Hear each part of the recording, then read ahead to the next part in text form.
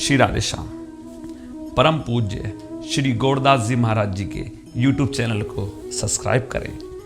पूज्य महाराज श्री की कथाओं को सर्वप्रथम देखने के लिए बेल आइकन दबाना ना भूलें। वंदेहम श्री गुरोः श्रीयुतपदकमलं श्रीगुरून् वैष्णवांश्च श्रीरूपं साग्रजातं सहगण रघुनाथान्वितं तं सजीवं साद्वैतं सावधूतं परिजनसहितं श्रीकृष्णचैतन्यदेवं श्रीराधाकृष्णपादान् सहगण ललिता श्रीविशाखान्वितांश्च। हरे कृष्णा कृष्ण कृष्ण हरे हरे, हरे राम राम राम हरे हरे। भजनिताय गौर राधे श्याम, जप हरे कृष्णा हरे राम। भजनिताय गौर राधे श्याम, जप हरे कृष्णा हरे राम। भजनिताय गौर राधे श्याम, जप हरे कृष्णा हरे राम। परम करुण पतित पावन अशरण शरण दीन बंधु नवद्वीप बिहारी श्री निताई गौर हरि सरकार, वृंदावन बिहारी श्री राधा माधव युगल सरकार, श्रीमद राधा रमण चरण दास देव श्री बड़े बाबा जी महाराज, श्री सद्गुरुदेव भगवान की अकारण करुणा के फलस्वरूप आज श्रावण शुक्ला त्रयोदशी को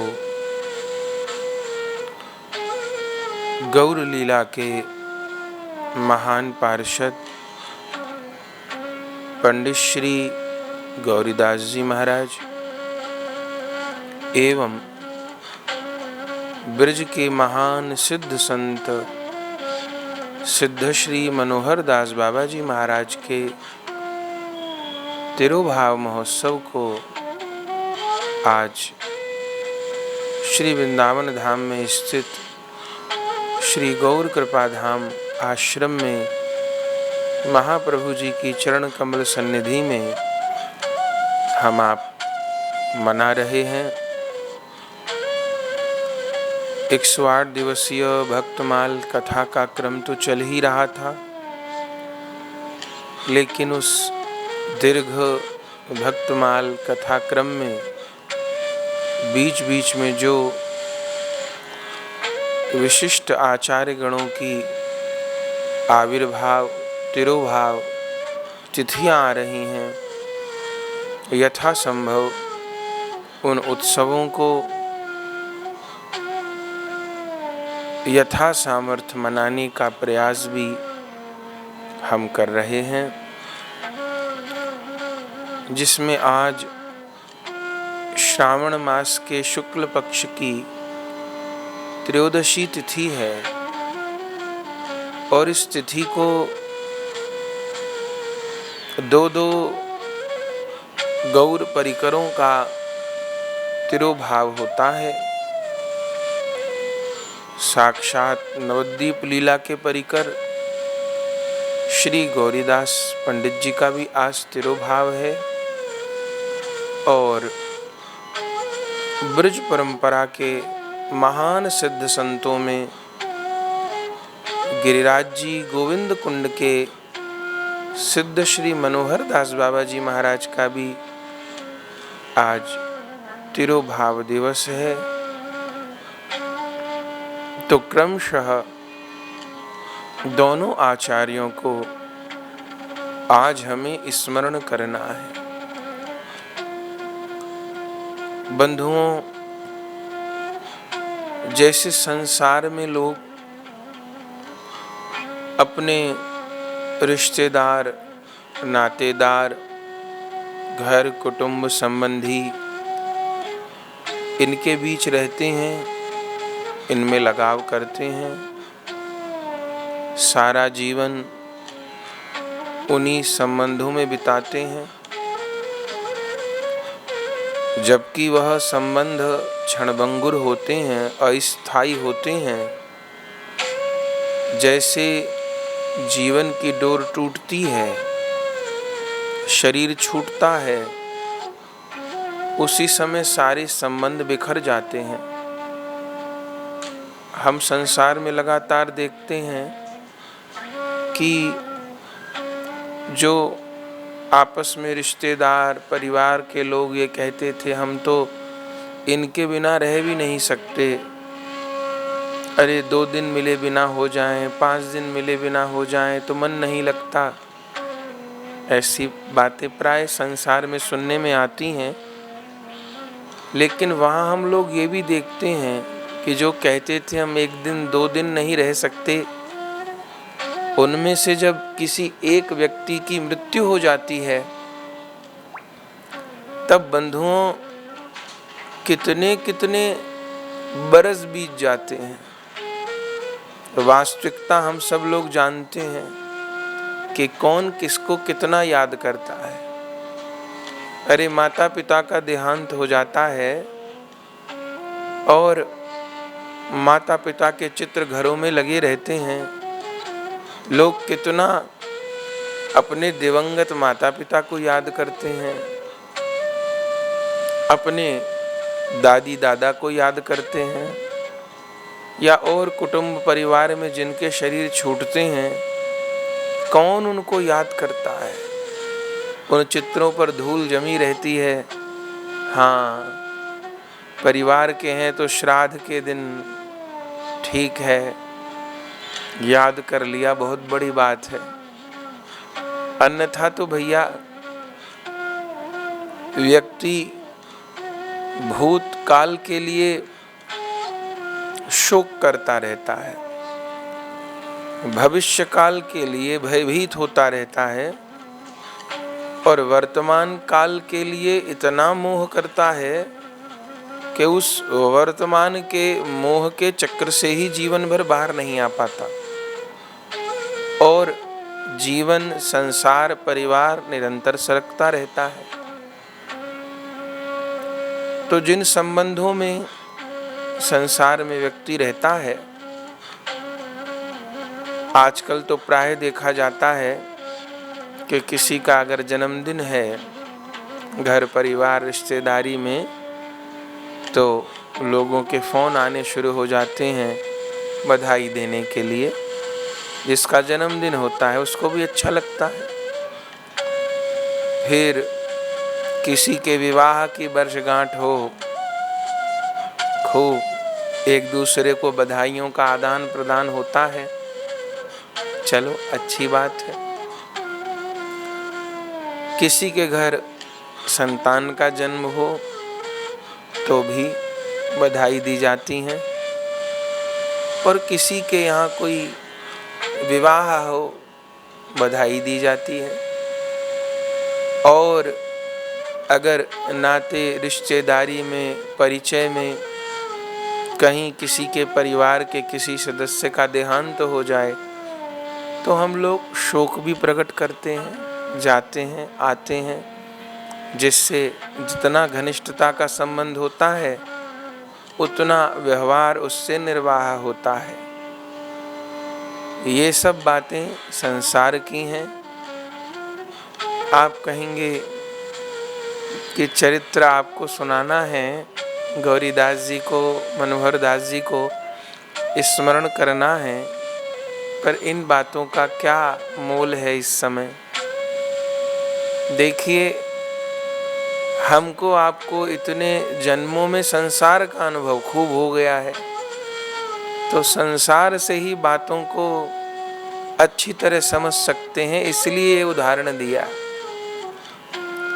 कि जन्मदिन पर अथवा किसी शोक के ऊपर एक दूसरे को बधाई देना, अथवा शोक प्रकट करना, यह क्रम जीवन भर चलता रहता है। जबकि वह जितने भी संबंध हैं क्षणभंगुर हैं। जब तक ये शरीर है तब तक हैं, उसके बाद तो खत्म है। और कई बार तो कोई स्वार्थ की हानि होती है तो शरीर रहते भी संबंधों में खटास आ जाती है। ये भी संसार में खूब देखा जाता है। तो इतनी बात कहने का तात्पर्य इतना ही था कि जैसे हम संसार में संबंधों की परवाह करते हैं, अरे उसको फोन करना है, ऐसा कहना है, अच्छा नहीं लगेगा, जैसे हम संसार के संबंधों के प्रति बहुत सजग रहते हैं, उनको निभाते हैं, कि निभाते हैं हमसे, वो तो हम सबका अलग अलग व्यक्तिगत अनुभव होगा, पर निभाते तो खूब है। निभाते कितने हैं वो अलग बात है। बंधुओं, एक वैष्णव को, एक साधक को ऐसे ही भक्ति मार्ग में संबंधों को निभाना होता है। संसार में और अध्यात्म में अंतर ये है कि संसार के संबंध किसी न किसी स्वार्थ को लेकर होते हैं। स्वार्थ खत्म तो संबंध खत्म, प्यार खत्म। और संसार के संबंध जब तक शरीर है तब तक निभते हैं अधिकतम, उसके बाद तो नहीं।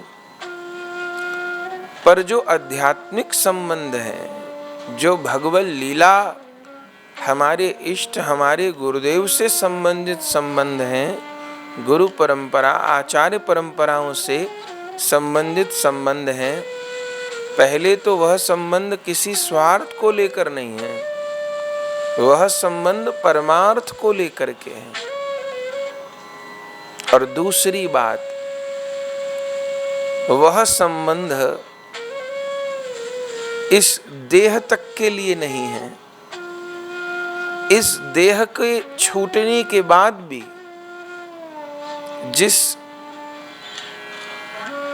मार्ग पर हम लोग लगे हैं, जिस मार्ग का हमने अवलंब किया है, श्री राधा माधव की प्राप्ति के मार्ग पर, श्री निताई गौरांग महाप्रभु जी के चरण कमल प्राप्ति के मार्ग पर, आचार्य जनों की सानिध्य प्राप्ति के मार्ग पर, षड गोस्वामी पाद, गुरु परंपरा, गुरुजन, इनके अनुगत्य के मार्ग पर, जिस मार्ग पर हम चले हैं बंधुओं, वहाँ जिन संसार के संबंधों को हम बहुत अधिक मूल्य देते हैं, उन संबंधों का कोई महत्व नहीं है।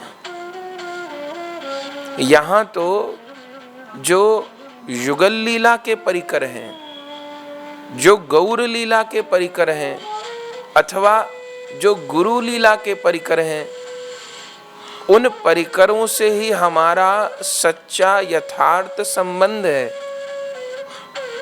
लेकिन बड़ी विडंबना है कि हम संसार के संबंधों को तो पूरी सजगता से, सावधानी से निभाते हैं, जरूरी मानते हैं, लेकिन जिन इष्ट देव का हम भजन करते हैं, जिन राधा माधव को हम पाना चाहते हैं, उन राधा माधव के जो परिकर हैं, निज जन हैं, उनमें हमारा प्रेम नहीं हो पाता। उनको हम अपना ही नहीं मानते तो प्रेम कैसे होगा? क्योंकि प्रेम तो अपनेपन के पीछे होता है। एक लड़की जो अभी 20 वर्ष की थी, 1 महीना पहले उसका रिश्ता हुआ और 1 महीने में ही विवाह भी हो गया, और अब वह विवाह के पश्चात अपनी ससुराल आ गई। अब देखो, 1 महीना पहले जिस लड़के को जानती भी नहीं थी, कहीं देखा भी नहीं था, उस लड़के को अथवा उसके घर वालों को अब 1 महीने में क्या जादू हो गया, कि उस लड़की को अपना पति प्राणों से प्यारा लगने लग गया। अब अपने पति का घर प्यारा लगने लग गया, पति के घर के सामान प्यारे लगने लग गए।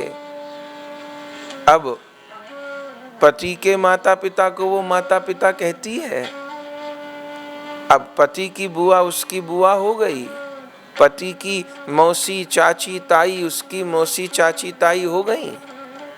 पति के जितने संबंध थे वो सब संबंध उस लड़की के हो गए और अच्छे से निभा रही है। 1 महीना पहले तो वो उस लड़के को ही नहीं जानती थी जिससे ब्याह हुआ, और 1 महीने में संबंध भी हो गया, रिश्ता भी हो गया। ब्याह को 2-4 महीने बीते, बड़ी ममता हो गई। कैसे हो गई बताइए? कोई दवा खाई थी क्या? कोई पति के नाम का जप किया था? कुछ नहीं किया, तो इतनी ममता कैसे हो गई साहब? बंधु, ममता हो गई अपनेपन से। लड़की के माँ बाप ने कहा, बेटा ये फला लड़के से तुम्हारा रिश्ता कर दिया है, यहाँ का रहने वाला है, ये रूप रंग है, ये घर परिवार है, ये व्यापार है, ये आमदनी है। सब कुछ सुना, फिर लड़के से मिली, बातचीत हुई, फिर विवाह हुआ, मिलना हुआ। बस आसक्ति का बंधन खूब प्रबल हो गया, खूब प्रबल हो गया आसक्ति का बंधन। यह सब कैसे हुआ? अपनेपन के कारण। अब उसको बताना नहीं पड़ा। पति के जितने संबंध थे वह सब उसके हो गए कि नहीं हो गए? पति की बहन को वह दीदी बोलती है, पति के भाई को वो भी भाई साहब बोलती है, पति के माता पिता को वो भी माता पिता बोलती है। पति का जिससे जो जो संबंध था, अब पत्नी का भी वह संबंध हो गया। यह तो संसार की बात है बंधुओं। ऐसे ही जब हम गुरुदेव के शरणागत हो जाते हैं और गुरुदेव हमको श्यामा श्याम का, निताई गौरांग का दास बना देते हैं, तो अब गुरुदेव भगवान का लीला राज्य में जो स्वरूप है और गुरुदेव भगवान का अपने गुरुजनों से जो संबंध है, श्यामा श्याम से जो संबंध है, और श्यामा श्याम के जो लीला परिकर हैं, महाप्रभु जी के जो लीला परिकर हैं, उन सब से वही संबंध हो जाता है जो गुरुदेव का होता है। क्योंकि गुरुदेव तो हमें गुरु अपनी सी कर लेना, वो तो अपना जैसा ही बना लेते हैं, बनाना चाहते हैं। अब हम लोग समर्पण न करें इसलिए अभाव बना रहे, वो अलग बात है, पर गुरुदेव तो अपने जैसा ही बनाना चाहते हैं, वो तो अपने रंग में रंगना चाहते हैं। तो जैसे एक लड़की विवाह के उपरांत पति का जिनसे जो संबंध होता है, वैसा संबंध उस लड़की का भी पति के नातेदारों से हो जाता है और वह निर्वाह करती है। ऐसे ही बंधुओं, जब राधा माधव की प्राप्ति के मार्ग में लग गए, तो जिस संप्रदाय में आश्रित हुए हैं, जिन गुरुजनों को आश्रित हुए हैं, जिन आचार्य परंपरा को आश्रित हुए हैं, उस लीला के, संप्रदाय के, आचार्य परंपरा के जो भी परिकर हैं, वह सब हमारे सच्चे नातेदार हैं, झूठे नहीं, सच्चे नातेदार हैं।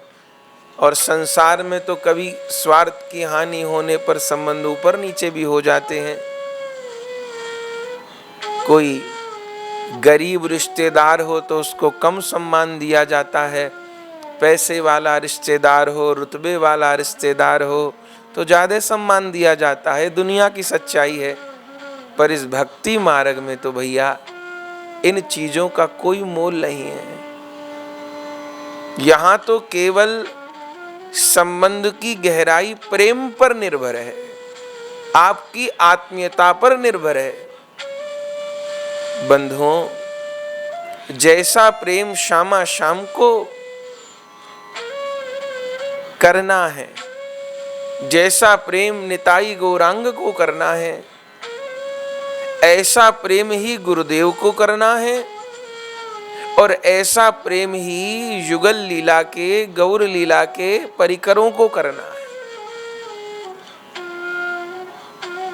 प्यारे की हर वस्तु प्यारी होती है, प्यारे को प्यार करो, पर जो प्यारे के प्यारे हैं उनको प्यार न करो, तो भैया भक्ति में भी कच्चाई है। तो इसलिए अपने श्री महाप्रभु जी की परंपरा में आचार्य लोगों के परिकरों के तिरोभाव आविर्भाव महोत्सव मनाने का प्रचलन है। उसमें भी मुख्य रूप से तिरोभाव उत्सव मनाने का प्रचलन है। कारण क्या है? मानो आचार्यों ने एक रीत बनाई है। हमारे रामदास बाबा जी महाराज तो कोई तिथि नहीं जाती थी जिस तिथि पर जिस आचार्य का तिरोभाव हो वह कीर्तन न करते हो। सूचक कीर्तन हर आचार्य की, हर महापुरुष की परिकर की तिथि पर खूब रो रो के उस परिकर से, आचार्य से संबंधित जो भगवान की लीलाएं होती थीं उन सबको स्मरण करते थे। क्यों?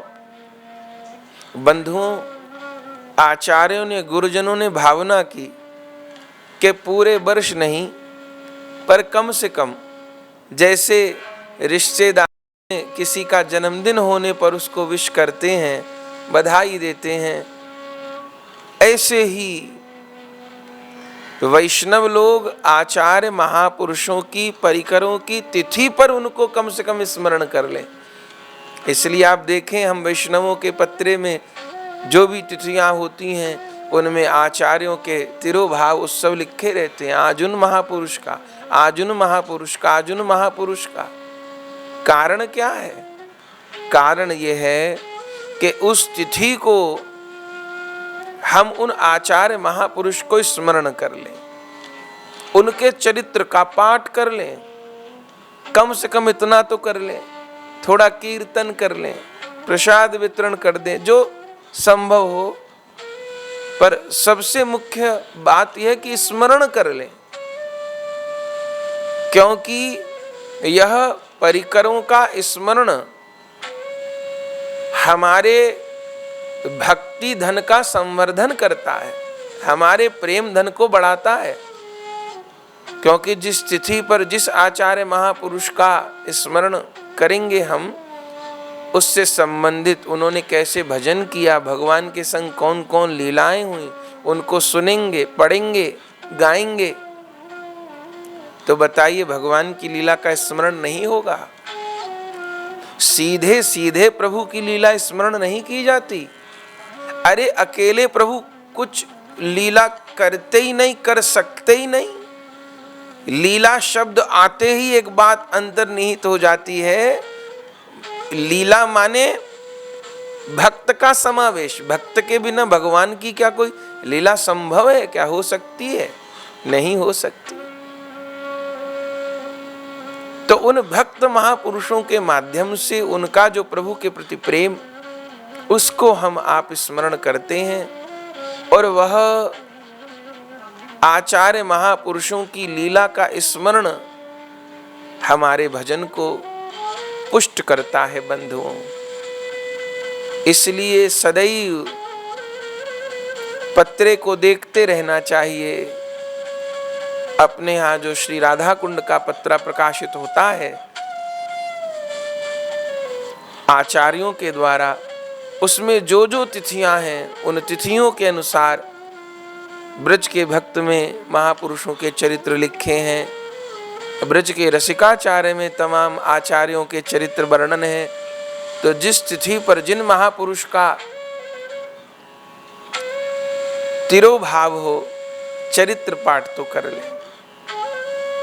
इतने से भगवान स्मरण होते हैं। अभी उदाहरण दिया ना प्रारंभ में, बार बार इसलिए दे रहे हैं कि बात अच्छे से समझ आए। अब कोई निकट का व्यक्ति हो, उसका जन्मदिन, और उसको हम बधाई नहीं दें तो लोग नाराज हो जाते ना, अरे हमको जन्मदिन निकल गया, हमको बधाई नहीं दी। एक आध दिन आगे पीछे कर दो तो लोग नाराज हो जाते हैं, अरे हमारा परसों जन्मदिन था, तुमको आज याद आया और तुमने हमको विश नहीं किया हमारे जन्मदिन पे, तो हम तुमको नहीं करेंगे। ये व्यापार खूब होता है संसार में। बंधुओं, इस भावना को हमको भक्ति मार्ग में लाना है। दुनिया जो कर रही है ठीक है, हमको तो हर बात की शिक्षा अपनी भक्ति के लिए लेनी है। तो ऐसा सोचना चाहिए कि जिस आचार्य की तिथि है उस तिथि पर उन आचार्य को स्मरण नहीं किया तो शामा शाम नाराज हो जाएंगे। अरे आज हमारे उस परिकर का, हमारे उस प्रिय भक्त का उत्सव था और देखो इस वैष्णव ने स्मरण नहीं किया। ऐसी भावना रखनी होगी। संसार में तो खूब सजग हैं, पर भैया कुछ बन तो पाया नहीं। कितना बनाने का प्रयास किया, पर कितना बन पाया ये हम सब लोगों के अपने अपने निजी अनुभव होंगे। कुछ हाथ में नहीं आ पाता आखिर में। जैसे कोई मुट्ठी में रेत भरे और कितनी जोर से रेत को पकड़े, गिरने लगता है रेत। जैसे कोई अंजलि में जल भरे तो अंजलि भरते ही वह जल रिसने लगता है, कहाँ ठहरता है। ऐसे क्षण क्षण जीवन ह्रास को प्राप्त हो रहा है। प्रतिक्षण आयु घट रही है, सामर्थ्य घट रही है, समय घट रहा है।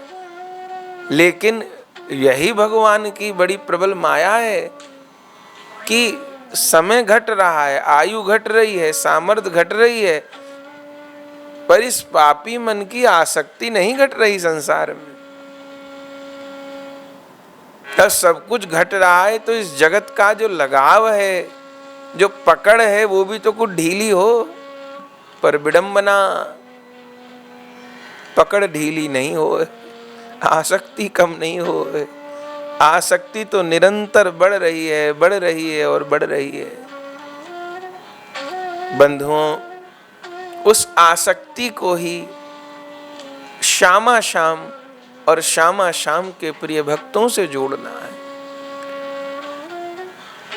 आज श्रावण शुक्ल त्रयोदशी को पंडित गौरीदास जी महाराज की तिरुभाव तिथि है। गौर लीला में तो हम लोग कथा सुनते ही हैं। श्री महाप्रभु जी का अवतार हुआ ना, साक्षात श्री कृष्ण राधा रानी के भाव और राधा रानी की अंग कांति को लेकर के श्री कृष्ण चैतन्य महाप्रभु के रूप में प्रकट हुए।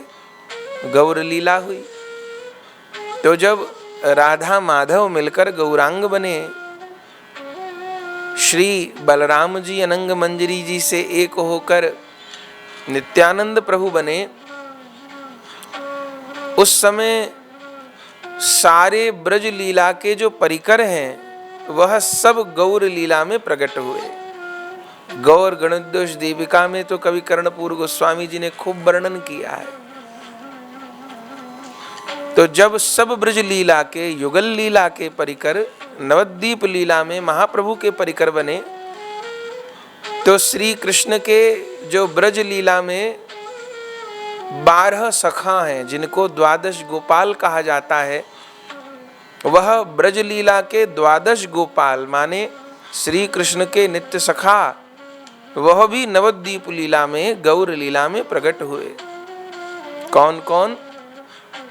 जिनमें भगवान के परम प्रिय श्रीदामा सखा रामदास अभिराम जी हुए, सुबाहु उद्धारण दत्त ठाकुर हुए, महाबल नाम के सखा कमलाकर पिप्पलाई हुए, लवंग नाम के सखा काला कृष्णदास जी के रूप में प्रकट हुए, वसुदाम नाम के सखा धनंजय पंडित बने, अर्जुन नाम के सखा परमेश्वरी दास बने, नागर नाम के सखा पुरुषोत्तम दास बने, स्तुक कृष्ण नाम के सखा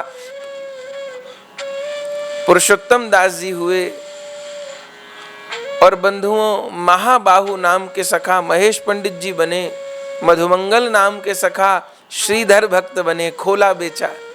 जो साग सब्जी बेचने का काम किए, खूब महाप्रभु जी जिनसे विनोद करते थे। और सुदाम नाम के सखा सुंदरानंद ठाकुर हुए। और जो सुबल सखा हैं, राधा रानी के ब्रजलीला में छोटे भाई नर्म सखा हैं सुबल जी, यह सुबल सखा श्री गौरीदास पंडित जी के रूप में प्रकट हुए। गौर गणोद्दोष दीपिका में लिखा है, सुबलो यह प्रिय श्रेष्ठ स गौरीदास पंडितः कमलाकरः पिप्पलाई नामना सिद्ध्यो महाबलः। श्री कृष्ण के नर्म सखा प्रिय सुबल नवद्वीप में गौरीदास पंडित हुए। बंधुओं, श्री गौरीदास पंडित जी को नित्यानंद प्रभु जी की शाखा में गिना जाता है। इन गौरीदास जी का जन्म कंसारी मिश्र माता कमला देवी जी के घर शालिग्राम नामक ग्राम में हुआ। बाद में ये अपने बड़े भाई सूर्यदास जी से आज्ञा लेकर गंगा के किनारे अंबिका कालना में, वर्तमान वर्धमान जिले के अंबिका कालना में आकर के बस गए।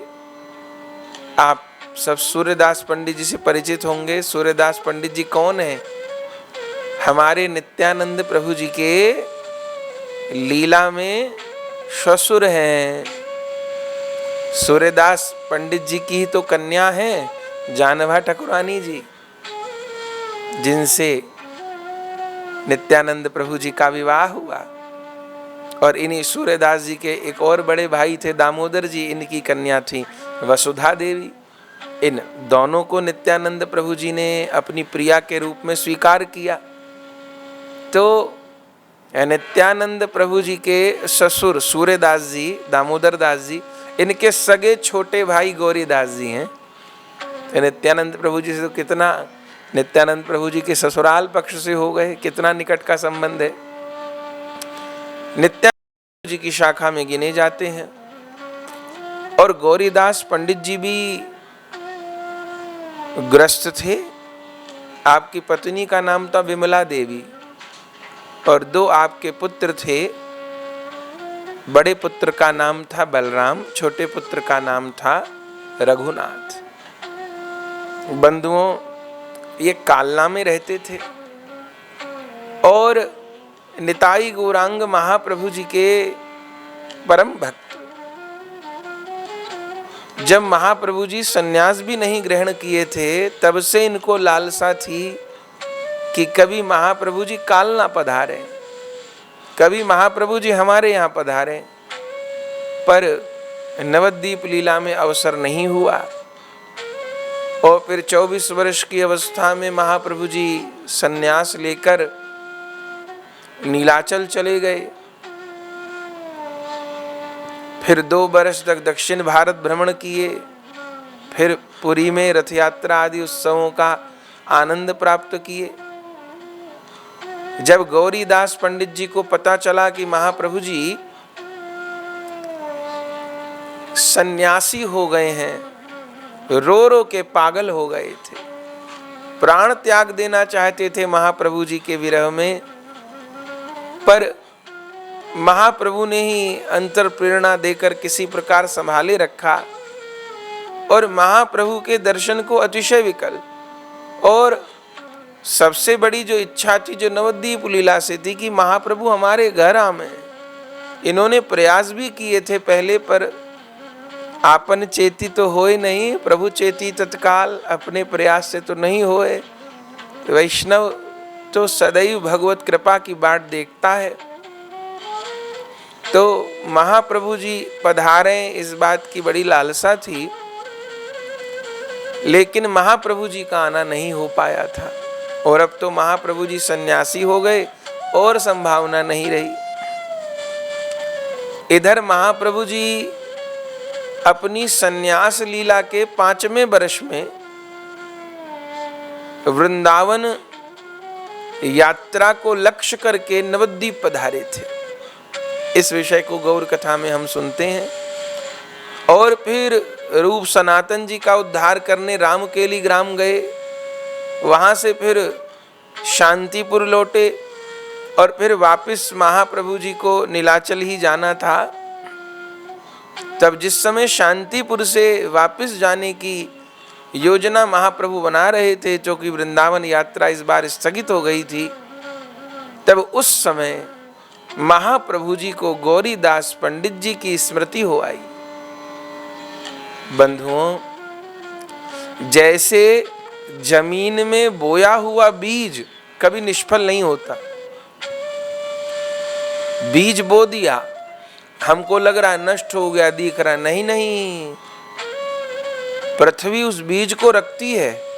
पता नहीं कब ऋतु अनुकूल हो, कब वर्षा पड़े, कब जलवायु अनुकूल बैठे और कब वह बीज अंकुरित हो और अनुकूलता प्राप्त हो तो पेड़ बन जाए। बस भावना को शिथिल न होने दें। गौरीदास जी भले उनको संभावनाएं कम लगती थी, अब तो महाप्रभु सन्यासी हो गए। जब निकट नवद्वीप रहते थे तब न आए, अब तो दूर नीलाचल रहते, अब तो कोई संभावना नहीं। लेकिन ये सब बाहरी बातें थीं, क्योंकि गौरीदास पंडित जी तो महाप्रभु को राधा कृष्ण मिलित तनु अनुभव करते थे। और क्यों न हो, जब सुबल सखा हैं तो आशा की डोर उनकी नहीं टूटी थी। वह तो निरंतर महाप्रभु जी को स्मरण करते थे। और अब कुछ गुस्सा भी थे महाप्रभु से, अब नहीं कहूँगा, अब जब आना हो आए, अब नहीं कहूँगा, मेरे बुलाने से तो होगा भी नहीं, अकारण करुण जब करुणा करें तब करें। बंधुओं, जब महाप्रभु जी शांतिपुर से लौट रहे थे तब आपके हृदय में गौरीदास जी की स्मृति आई। नित्यानंद प्रभु जी तो संग ही थे। महाप्रभु जी ने कहा, नित्यानंद प्रभु जी कहिए, मेरा मन तो कालना जाने का है। नित्यानंद प्रभु जी तो बड़े प्रसन्न हो गए। प्रभु, आप तो भक्त वांछा कल्प तरु हो, आप सब भक्तों के हृदय की जानने वाले हो। जब जिसका विरह, जब जिसका प्रेम चरम अवस्था को प्राप्त होगा तो वह भक्त आप तक भले न पहुंच सके, आप उस भक्त तक पहुंचा करते हो। अरे श्री रामा अवतार में अहिल्या की कुटिया पर श्री राम नहीं गए थे क्या? शबरी की कुटिया पर नहीं गए थे क्या? अहिल्या बुलाने गई थी क्या? नहीं, वह तो पश्चाताप करती हुई बस राम कृपा की बाट देख रही थी। शबरी भी तो नहीं बुलाने गई थी, वह तो बस गुरु अनुगत्य में राम राम रटते हुए भगवत दर्शन की आस कर रही थी। बंधुओं, आज स्वयं भक्त वांछा कल्प तरु गौरांग देव के मन में श्री गौरीदास जी पर कृपा करने का संकल्प हुआ। और फिर क्या था, दोनों भाई निताई गौरांग भुजा उठाए, हरि बोल हरि बोल हरि बोल कहते भये आनंदित होते हुए भगवान नाम प्रेमामृत का वर्षण करते भये कालना की ओर चल पड़े।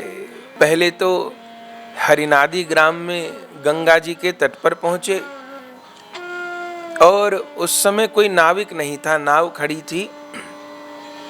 स्वयं नित्यानंद प्रभु जी के साथ महाप्रभु जी नौका में बैठ गए और चप्पू स्वयं चलाने लगे। महाप्रभु, कोई नाविक नहीं था, नित्यानंद प्रभु जी बैठे थे, पर महाप्रभु स्वयं चप्पू चलाने लग गए। और स्वयं चप्पू चलाते हुए, देखो तो सही, भगवान भक्त पे कृपा करें तो स्वयं चप्पू चलाते हुए प्राण गौर अंबिका काल ना पहुंचे, नाव से उतरे और महाप्रभु जी ने चप्पू भी नहीं छोड़ा, उस चप्पू को भी ले लिया साथ में। एक गीता जी की पोथी भी महाप्रभु के साथ थी।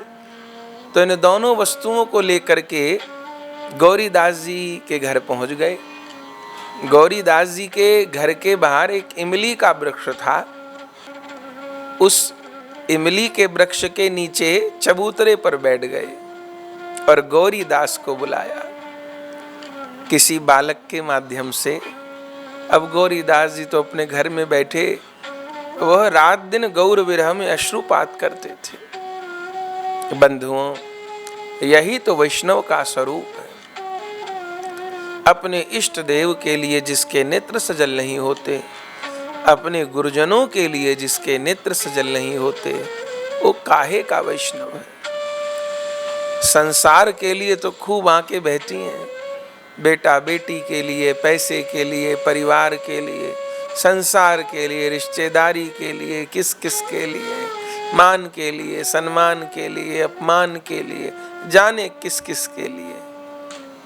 पर भैया, अपने इष्ट देव के लिए नेत्र सजल नहीं होते। इष्ट देव का नाम लेते ही हृदय नहीं भर जाता है, तो क्या भक्ति की, क्या गुरु शरणागत हुए का लाभ हुआ। इस कंठी को, तिलक को लजाया।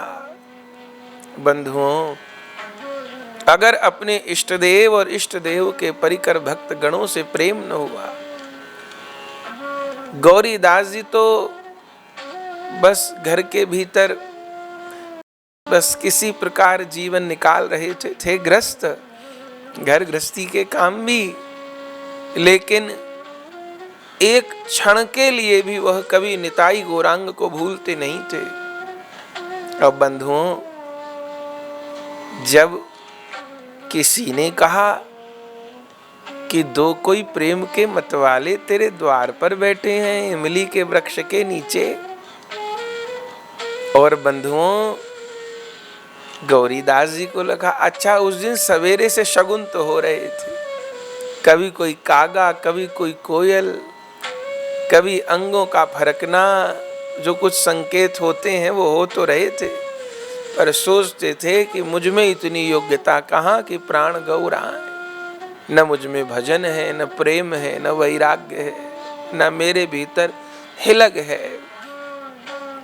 लेकिन बंधुओं, किसी के कहने पर देखूं तो कौन दो प्रेम में मतवाले आए हैं। जैसे गौरीदास पंडित घर से बाहर आए और जो पेड़ के नीचे चबूतरे पर भुवन मोहन दो मूर्तियों को देखा, क्या कहना।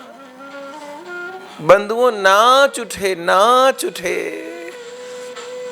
अपना दुपट्टा फहरा के, चुनरी ओढ़ के, पैरों में घुंघरू बांध के पहले तो नाचे। कितना नाचे, कितना नाचे।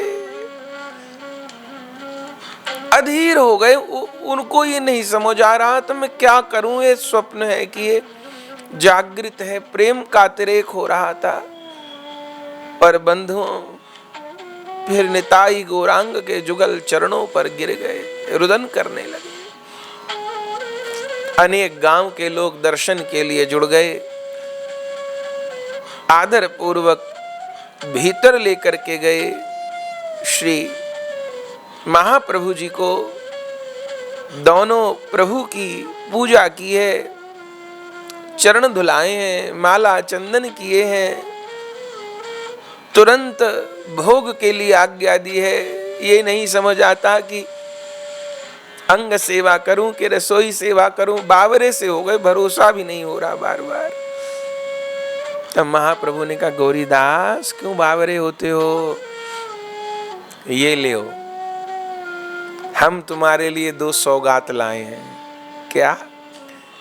पहले तो महाप्रभु ने वह चप्पू, जिस चप्पू को चला के स्वयं ही गंगा जी पार करके महाप्रभु आए थे, ये लो चप्पू। चप्पू का लोगों ने सोचा चप्पू का क्या करेंगे, चप्पू कोई भेंट देने की वस्तु होती है। महाप्रभु ने कहा, ले गौरीदास, मैं इस चप्पू को स्वयं चला कर लाया हूं। अब तुम इस चप्पू के द्वारा भवसागर से जीवों को पार करना। और दूसरी वस्तु, यह श्रीमद् भगवत गीता की पोथी, बंधुओं, आज भी अंबिका कालना के निताई गौरांग मंदिर में ये दो वस्तु विराजमान है। महाप्रभु जी ने जो चप्पू दिया था आज भी है, वो दर्शन होता है उसका। और महाप्रभु जी ने जो गीता जी की पोथी दी थी वह भी आज भी गौरीदास जी के मंदिर में विराजमान है। और वह मंदिर कहाँ बना? जिस इमली के वृक्ष के नीचे चबूतरे पर महाप्रभु जी आके विराजमान हुए, मंदिर भी वहीं बना हुआ है वर्तमान में। और ये मंदिर कैसे बना, उसकी भी बड़ी प्यारी कथा है।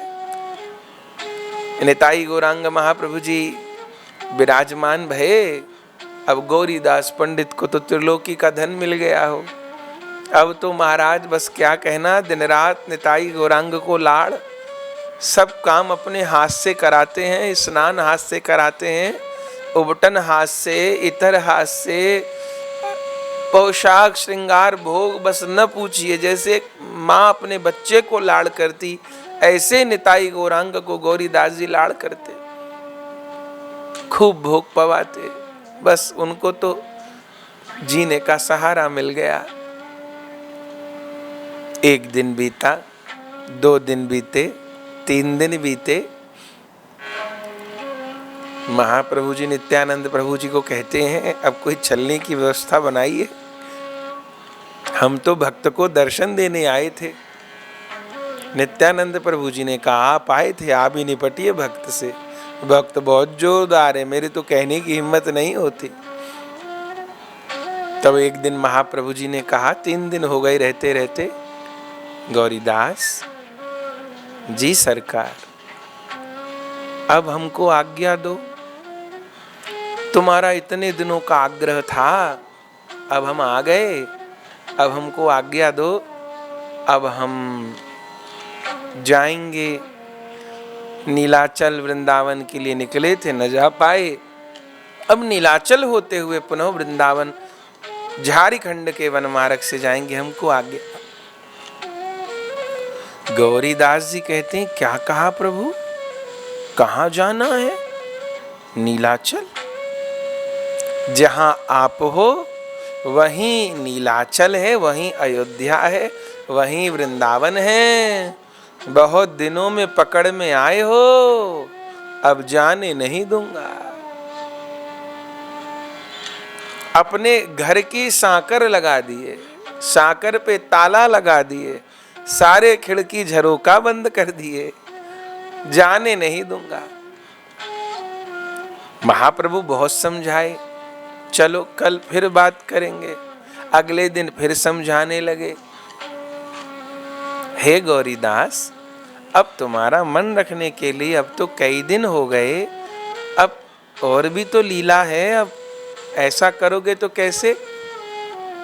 पर बंधुओं, जैसे महाप्रभु जी जाने की बात कहें, ऐसे ही गौरीदास पंडित जी की आंखों से झरझर अश्रुपात होने लगे। और भगवान अपने भक्त का दुख नहीं देख सकते, नहीं देख सकते। फिर महाप्रभु उदास देखें, गौरीदास को ऐसा लगे जैसे शरीर से कोई प्राण लेगा। अच्छा, एक दिन और रुक जाते हैं, कहते कहते 1, 2, 4 दिन और बीत गए। अब क्या करा जाए? नित्यानंद प्रभु जी से विचार विमर्श किए। नित्यानंद प्रभु गौरीदास जी से कहे, गौरीदास जी ने कहा, कोई बात नहीं प्रभु, आप जाओ, पर जो आप ड्योढ़ी से, पौरी से बाहर पैर रखोगे, अब गौरीदास का बस तो नहीं है आप पर इस गौरीदास के शरीर में प्राण नहीं बचेंगे। आप जाओगे संग संग प्राण भी जाएंगे। अरे बड़ी असुविधा हो गई, हम तो प्रेम देने आए, कृपा करने आए, और ये गौरीदास तो क्या करें? तब महाप्रभु जी ने नित्यानंद प्रभु जी के साथ सलाह की। और बंधुओं, महाप्रभु जी ने अपना और नित्यानंद प्रभु जी का, बिल्कुल जैसे महाप्रभु जी नित्यानंद प्रभु जी अपने दोनों की 2 मूर्तियां तैयार करवाई। नीम वृक्ष की दो मूर्तियां प्रकट की और गौरीदास जी को कहा, आप इन दोनों मूर्तियों को सिंहासन पर विराजमान कर लो, हमने स्वयं प्रकट की हैं और हम इन विग्रह के रूप में तुम्हारे घर पर निवास करेंगे, इनकी पूजा सेवा किया करो। पर गौरीदास जी तो कहां बहलने वाले थे। प्रभु ने कहा, देखो ये और हम दोनों अभिन्न हैं। ये जो दोनों मूर्ति हमने बनाई हैं और हम जो दोनों भाई निताई गौरांग, इनमें और हम में कोई भेद नहीं है। विश्वास न हो तो तुम परीक्षण कर लो। ठीक है। दोपहर के भोग का समय हुआ, 4 थाली परोसी गईं, बलिहार बलिहार। 2 तो जो प्रकट हुए श्री विग्रह वो, और 2 जो प्रेम में कलेवर विराजमान वह। भोग रखा गया 4 थाली में बलिहार। ज्यों भोग रखे तुलसी छोड़े। बंधुओं 2 गौर और 2 निताई साथ साथ बैठकर भोजन करने लगे। 2 गौर और 2 निताई, अरे चारों बिल्कुल एक से। अब परोसते जा रहे, चारों बिल्कुल एक से बात कर रहे। 2 गौर 2 निताई बिल्कुल एक दूसरे से अभिन्न, पहचान नहीं पा रहे थे। तब सोचे प्रभु की कोई लीला तो नहीं है। फिर प्रसाद पा लिए, फिर हाथ धुलाए, आचमन कराए, चारों ने किए। फिर तांबुल प्रदान किया मुख में, परीक्षण हो गया, अरे श्वास भी चल रही है इनकी, तो कोई विग्रह नहीं है इनमें, सब जागृत हैं। फिर सुंदर माला चंदन इत्र के बहाने शरीर को भी स्पर्श कर लिया। चारों के स्पर्श में एक सा सुख। अब क्या करें, 2 निताई 2 गौर। गौरीदास जी देख देख के बलिहार।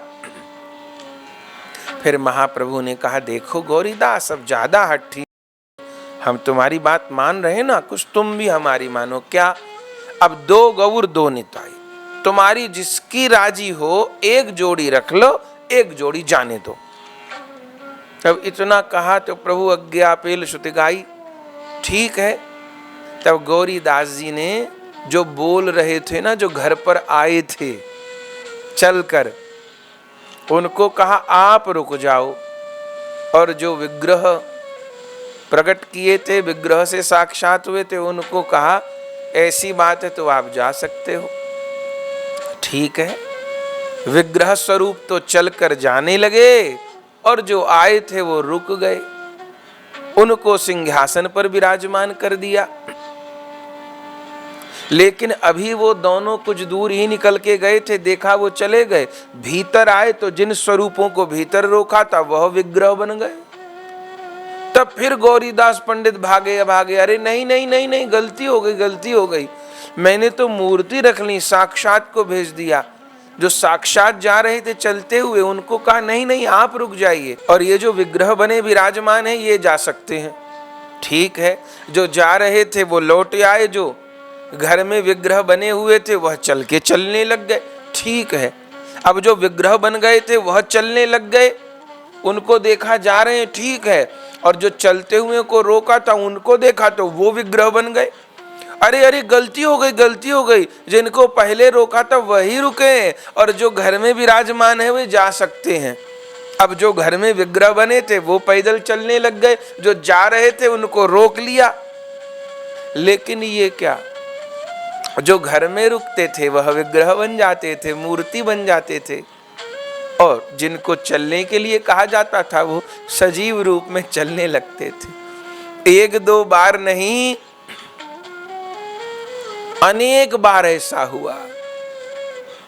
आखिर में तो गौरीदास पंडित जी ने कहा, तुम 4-4 में अकेला चलेगी तो तुम्हारी।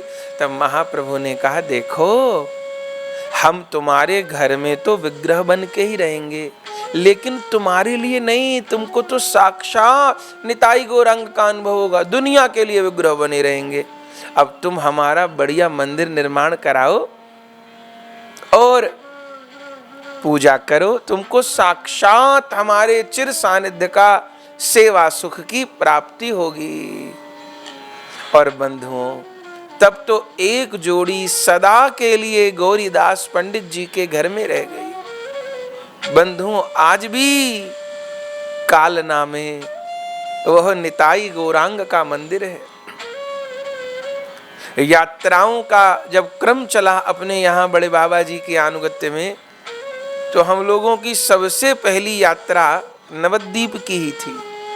अपने गुरुजनों के स्थान से ही यात्रा प्रारंभ करनी थी। तो बंधुओं, उस यात्रा में एक दिन कालना गए सब वैष्णवजन। हमको तो कई बार दर्शन का सौभाग्य प्राप्त हुआ है, पर यात्रा का एक भिन्न सुख होता है। खूब वैष्णव होते हैं, सत्संग का कीर्तन का सुयोग होता है, तो विशेष आनंद होता है। तो खूब कीर्तन हुआ वहां पर। और बंधुओं, आप वहां दर्शन करिए, उस चप्पू का, गीता जी का तो दर्शन होता है। वहां बड़ी विलक्षण रीत है।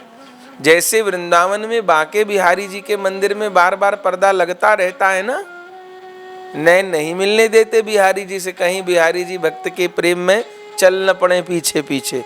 एक दो भक्त लोग ऐसा कर चुके हैं। बंधुओं, ऐसे ही वहां गौरीदास पंडित जी के मंदिर में निताई गौरांग जी का द्वार बंद रहता है। वहां तो हर समय बंद रहता है। कोई भक्त लोग आएंगे दर्शन को तो खोलेंगे, बाकी समय दर्शन बंद। क्यों?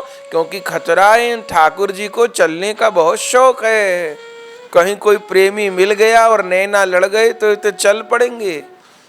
वहां कोई चित्र तो खींच सकता नहीं, दर्शन भी नहीं हो सकता, बंद रहता है। बस जाएंगे, आप कहेंगे दर्शन करा दीजिए, तो बस 1 मिनट 2 मिनट 4 मिनट के लिए दर्शन होगा, फिर द्वार बंद हो जाएगा। हर समय सेवा तो भीतर चलती है खूब।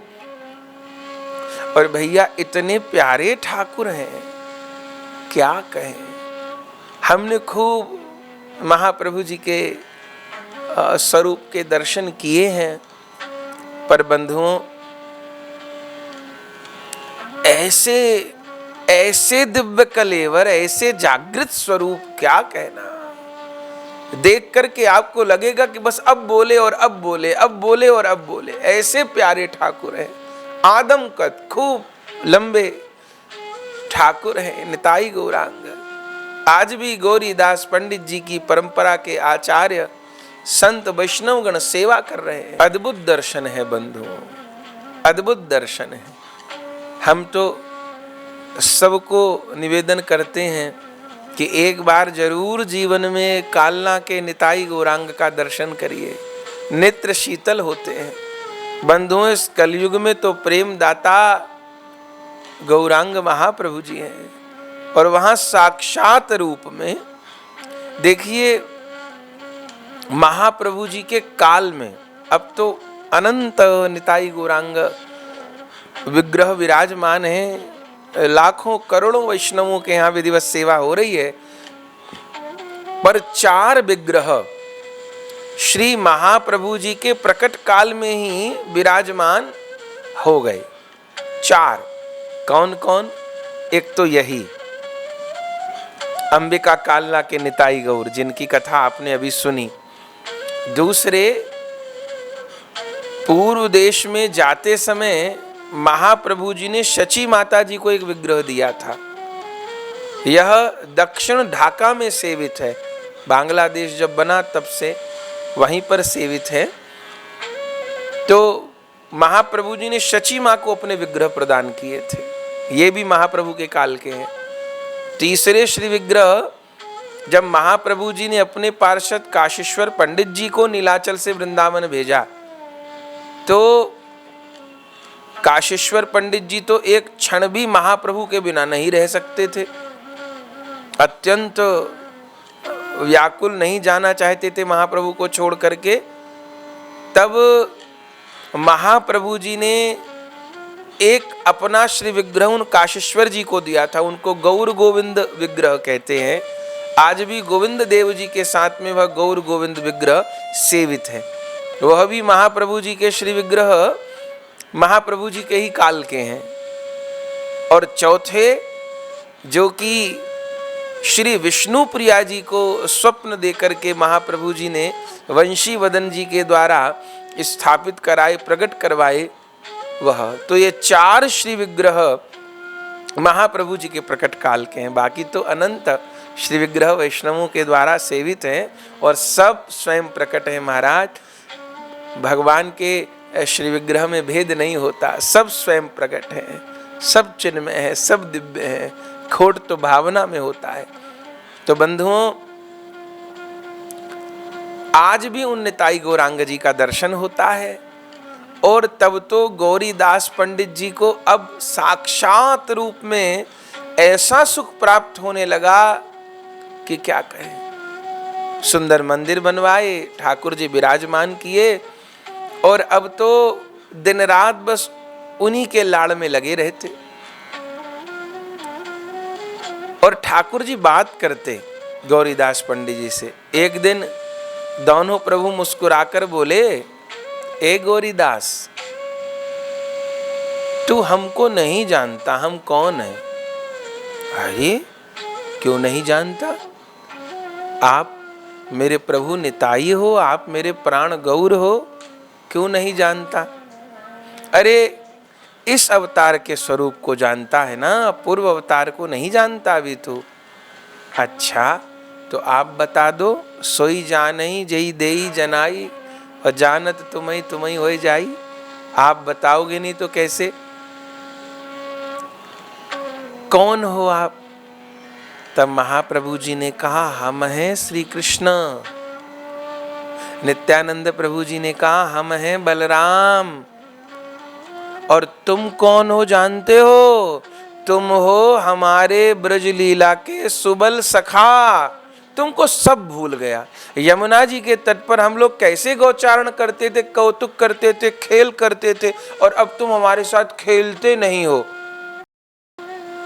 इतना कहते कहते तो वह निताई गौरांग श्री कृष्ण बलराम बन गए। इतना कहते कहते तो निताई गौरांग के विग्रह कृष्ण बलराम हो गए। गौरीदास पंडित जी आश्चर्यचकित होकर देख रहे हैं, अरे महाप्रभु जी के माथे पर मोर पंख, गुंजामाल, पीतांबर वंशी, और नित्यानंद प्रभु जी बलराम स्वरूप में हल, मूसल, मुकुट सब कुछ धारण किए हैं। देख करके गौरीदास पंडित जी अचेत होकर गिर पड़े। अष्ट सात्विक भाव से सारा अंग भीज गया। हा कृष्ण, हा कृष्ण, हा बलराम कहते क्रंदन करने लगे। तब तो दोनों भाई कृष्ण बलराम ने जैसे तैसे उनको संभाला सिंहासन से उठ करके और पुनः गौरांग निताई के रूप में पूर्ववत विराजमान हो गए। तो अपनी कृष्ण बलराम स्वरूप का भी बीच बीच में अनुभव कराते। और कभी कभी तो ठाकुर जी गंगा जी के तट पर यमुना जी के तट के भाव से खेलते और गौरीदास जी भी जाते। गौरीदास पंडित जी खूब सेवा करते, बूढ़े हो गए, और ठाकुर जी को खूब व्यंजन बना बना के भोग लगाते। क्यों?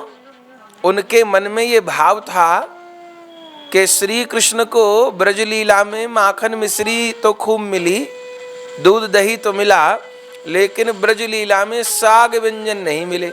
यहाँ तो बेझर की रोटी, टेंटी का अचार। अरे प्रभु को व्यंजन तो गौर लीला में मिले। बंगाली लोग जितने साग भात बनाना जाने उतना कोई नहीं जाने, क्या कहना।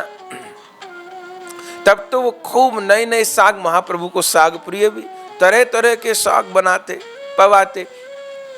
बूढ़े हो गए और ठाकुर जी पाते भी, लेकिन प्रभु को इस बात का कष्ट रहता कि गौरीदास सवेरे से शाम तक हमारी टहल में लगे रहते हैं।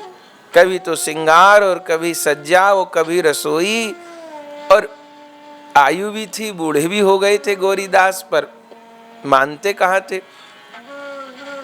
तब ठाकुर जी ने अब इस बात पर काफी नाराज होते थे कि इतनी साग सब्जी, अरे एक दो साग सब्जी से भी तो काम चलेगा, पर गौरीदास जी मानते नहीं थे। क्यों बनाऊं एक साग, मैं तो 10 साग बनाऊंगा, और ऐसी सब्जी और ऐसा बहुत रसोई बनाते थे। ये विशाल थाल, पूरे मंदिर में भोग ही भोग पधराते थे जब ठाकुर जी को भोग लगा, इतने व्यंजन भोग धरते थे। नहीं मानी, तब एक दिन ठाकुर जी नाराज हो गए और भोग लगाए, श्री गौरीदास जी भगवान पाए नहीं। अब गौरीदास जी हमारी तरह तो भगत नहीं होंगे कि थाली रखे और आधा घंटे बाद उठानी, आचमन करानी। अब उठा ली, अब ये थोड़ो देखेंगे कि पाए कि नहीं पाए। गौरीदास जी को तो तत्क्षण पता चल जाता। देखे और देखा कि प्रभु कुछ नहीं पाए आज। गौरीदास जी समझ गए कि नखरे दिखा रहे हैं दोनों भाई, सारी दादागिरी मुझ पर चलाते हैं। पहले तो अनुनय विनय प्रणाम किए, मान जाओ, पर नहीं माने। तब थोड़ी आंख दिखाए और बंधुओं जब भी नहीं माने अब नाराज हो गए और बोले, बिना भक्षणे ते यदि सुख पाओ मने, तबे मोरे रंधन कारो की कारण है। यदि आपको बिना भोजन के ही सुख मिलता है तो ठीक है, अब आप भी भूखे रहो, मैं भी भूखा रहूं, क्यों मेरे से अकारण इतनी रसोई कराते हो। और रूस करके कोने में जाकर बैठ गए। अब भैया भगवान रूठे तो भक्त मनाए और भक्त रूठे तो भगवान मनाए। तब दोनों प्रभु को मनाना पड़ा और पहुंच गए गौरीदास जी के पास। क्या बात है, नाराज क्यों होता है? आपने भोग नहीं लगाया, क्यों नहीं लगाया? भगवान ने कहा, जब तुम हमारी बात नहीं मानते हम तुम्हारी बात नहीं मानेंगे। क्यों? बोले, इतने साग मत बनाया करो, इतने व्यंजन, इतना सामग्री, इतना भोग बनाते हो, सुबह से शाम तक तुमको होश नहीं रहता, मत बनाया करो। गौरीदास पंडित जी ने कहा, प्रभु मुझे कोई कष्ट क्लेश नहीं होता, आपकी सेवा में, आपकी रसोई बनाने में मुझे तकलीफ होगी क्या? मुझे तो लगता है कि मेरे 10 शरीर हो जाएं तो 10 शरीर से अपने प्रभु की सेवा करो। महाप्रभु जी ने कहा, नहीं, तुमको कष्ट होता है कि नहीं होता, हमको होता है। तो फिर अब हम तुम्हारी बात मानेंगे, भोग लगा लेंगे, पर तुमको हमारी बात माननी पड़ेगी। क्या? आज से एक ही साग बनाना। कहाँ तो 15 प्रकार के सब्जी साग व्यंजन बनाते थे, एक ही बनेगा। तब नहीं 2 बनेंगे, 4 बनेंगे, आखिर में तो 2-3 पर बात आके रुकी। ठीक है। तब गौरीदास जी ने कहा, ठीक है, आगे से जो कहोगे कम बनाया करूंगा, पर अब तो पाओ। तब निताई गौरांग जी ने भोग लगाया। बंधुओं, निताई गौरांग तो एक दूसरे के मुख में भोग का कौर दे रहे हैं। आज हाथ पकड़कर गौरीदास जी को भी साथ बैठा लिया और खुद भी पा रहे हैं, अपने भक्त को भी पवा रहे हैं। जैसे श्याम सुंदर ने यमुना पुलिन पर वन भोजन लीला की थी अपने सखाओं के साथ, ऐसे प्राण गौर प्राण निताई अपने प्यारे गौरीदास पंडित के साथ भोजन लीला करते हैं। ऐसे एक बार गौरीदास पंडित जी के मन में इच्छा हुई कि मैं प्रभु को सोने के मणि जड़ित विविध अलंकार आभूषण धारण कराऊं और मणि जड़ित सिंहासन की भी व्यवस्था करूं, लेकिन उतना उनके पास धन नहीं था कि मणि जड़ित स्वर्ण के आभूषण, मणि जड़ित स्वर्ण का सिंहासन। बस ये भावना किए और इतनी भावना प्रबल हो गई, ऐसा नहीं कि मेरे पास धन नहीं है, ये नहीं है, वो नहीं है, ये भावना नहीं, बस अपने ठाकुर को लाड़ करने का। कैसे लाऊं, क्या करूं? कभी मन में हुए अपने घर को बेच दूं, कभी जो कुछ खेती है उसको बेच दूं, या किसी सहायता मांगूं, क्या करूं? बस ठाकुर को बढ़िया सुंदर खूब दिव्य स्वर्ण का श्रृंगार धारण कराऊं, मणि जड़ित सिंहासन पर पधराऊं। ऐसी भावना किए सारी रात इसी चिंतन में रोते रोते निकल गई। बंधुओं, आश्चर्य होगा जब सवेरे ठाकुर जी की मंगला करने के लिए ठाकुर जी का द्वार खोले तो क्या देखे, ठाकुर जी रतन मणि जड़ित सिंहासन पर विराज रहे हैं और श्री निताई गौरांग के श्रीअंग पर स्वर्ण के मणि जनित आभूषण सुशोभित हो रहे हैं। अरे इस शोभा को देख के तो गौरीदास पागल हो गए। कहीं में वैकुंठ तो नहीं आया, कहीं में सपना तो नहीं देख रहा, क्या हो गया। ठाकुर जी मुस्कुरा रहे हैं। चित्र लिखित की बात ही खड़े रह गए गौरीदास और सोचने लगे कौन पहना गया, कहां से आ गए, क्या हुआ। थोड़ी देर बाद पुनः प्रभु अपने उसी चंदन के सिंहासन पर और पुष्प आभूषणों से सुसज्जित दिखाई दिए। तब पुष्प आभूषण को देखा, तब फिर ये क्या हुआ। तब ठाकुर जी ने कहा कि तू सारी रात यही सोच सोच के रोता रहा ना कि निताई गौरांग को स्वर्ण के मणिजड़ित आभूषण मणिजड़ित सिंहासन पर कैसे बिठाऊं। अरे बाबरे, हम तो भक्त के प्रेम के वशीभूत हैं। हमको ना स्वर्ण ना मणि ना हीरे कोई लुभायमान नहीं करता। हम तो जब भी मोहित होते हैं भक्त के प्रेम पर मोहित होते हैं। और देख, भले जुगल लीला हो, ब्रज लीला हो, भले गौर लीला हो, हमको जितने पुष्प के आभूषण भाते हैं, जितना हमको लता पता की कुंज में अथवा चंदन खस की कुंज में अब पुष्पों के आभूषणों से सुसज्जित रहना प्रिय लगता है, उतना अन्य आभूषणों से नहीं। महाप्रभु कहे पुष्पेर भूषणे सुख बाड़े अतिशय, पुष्प के भूषण। तो इसलिए ये मत सोच, अब तू चाहता था कैसे लगेंगे तो दर्शन कर लिया ना, पर अब तुझको तो सुख मिल गया हमको सोने के आभूषणों पहना देख करके, पर हमको तो सुख पुष्प के आभूषणों से मिलेगा, पुष्प श्रृंगार से मिलेगा। तब गौरीदास पंडित जी सोचे कि सेवा माने तो सुख देना होता है।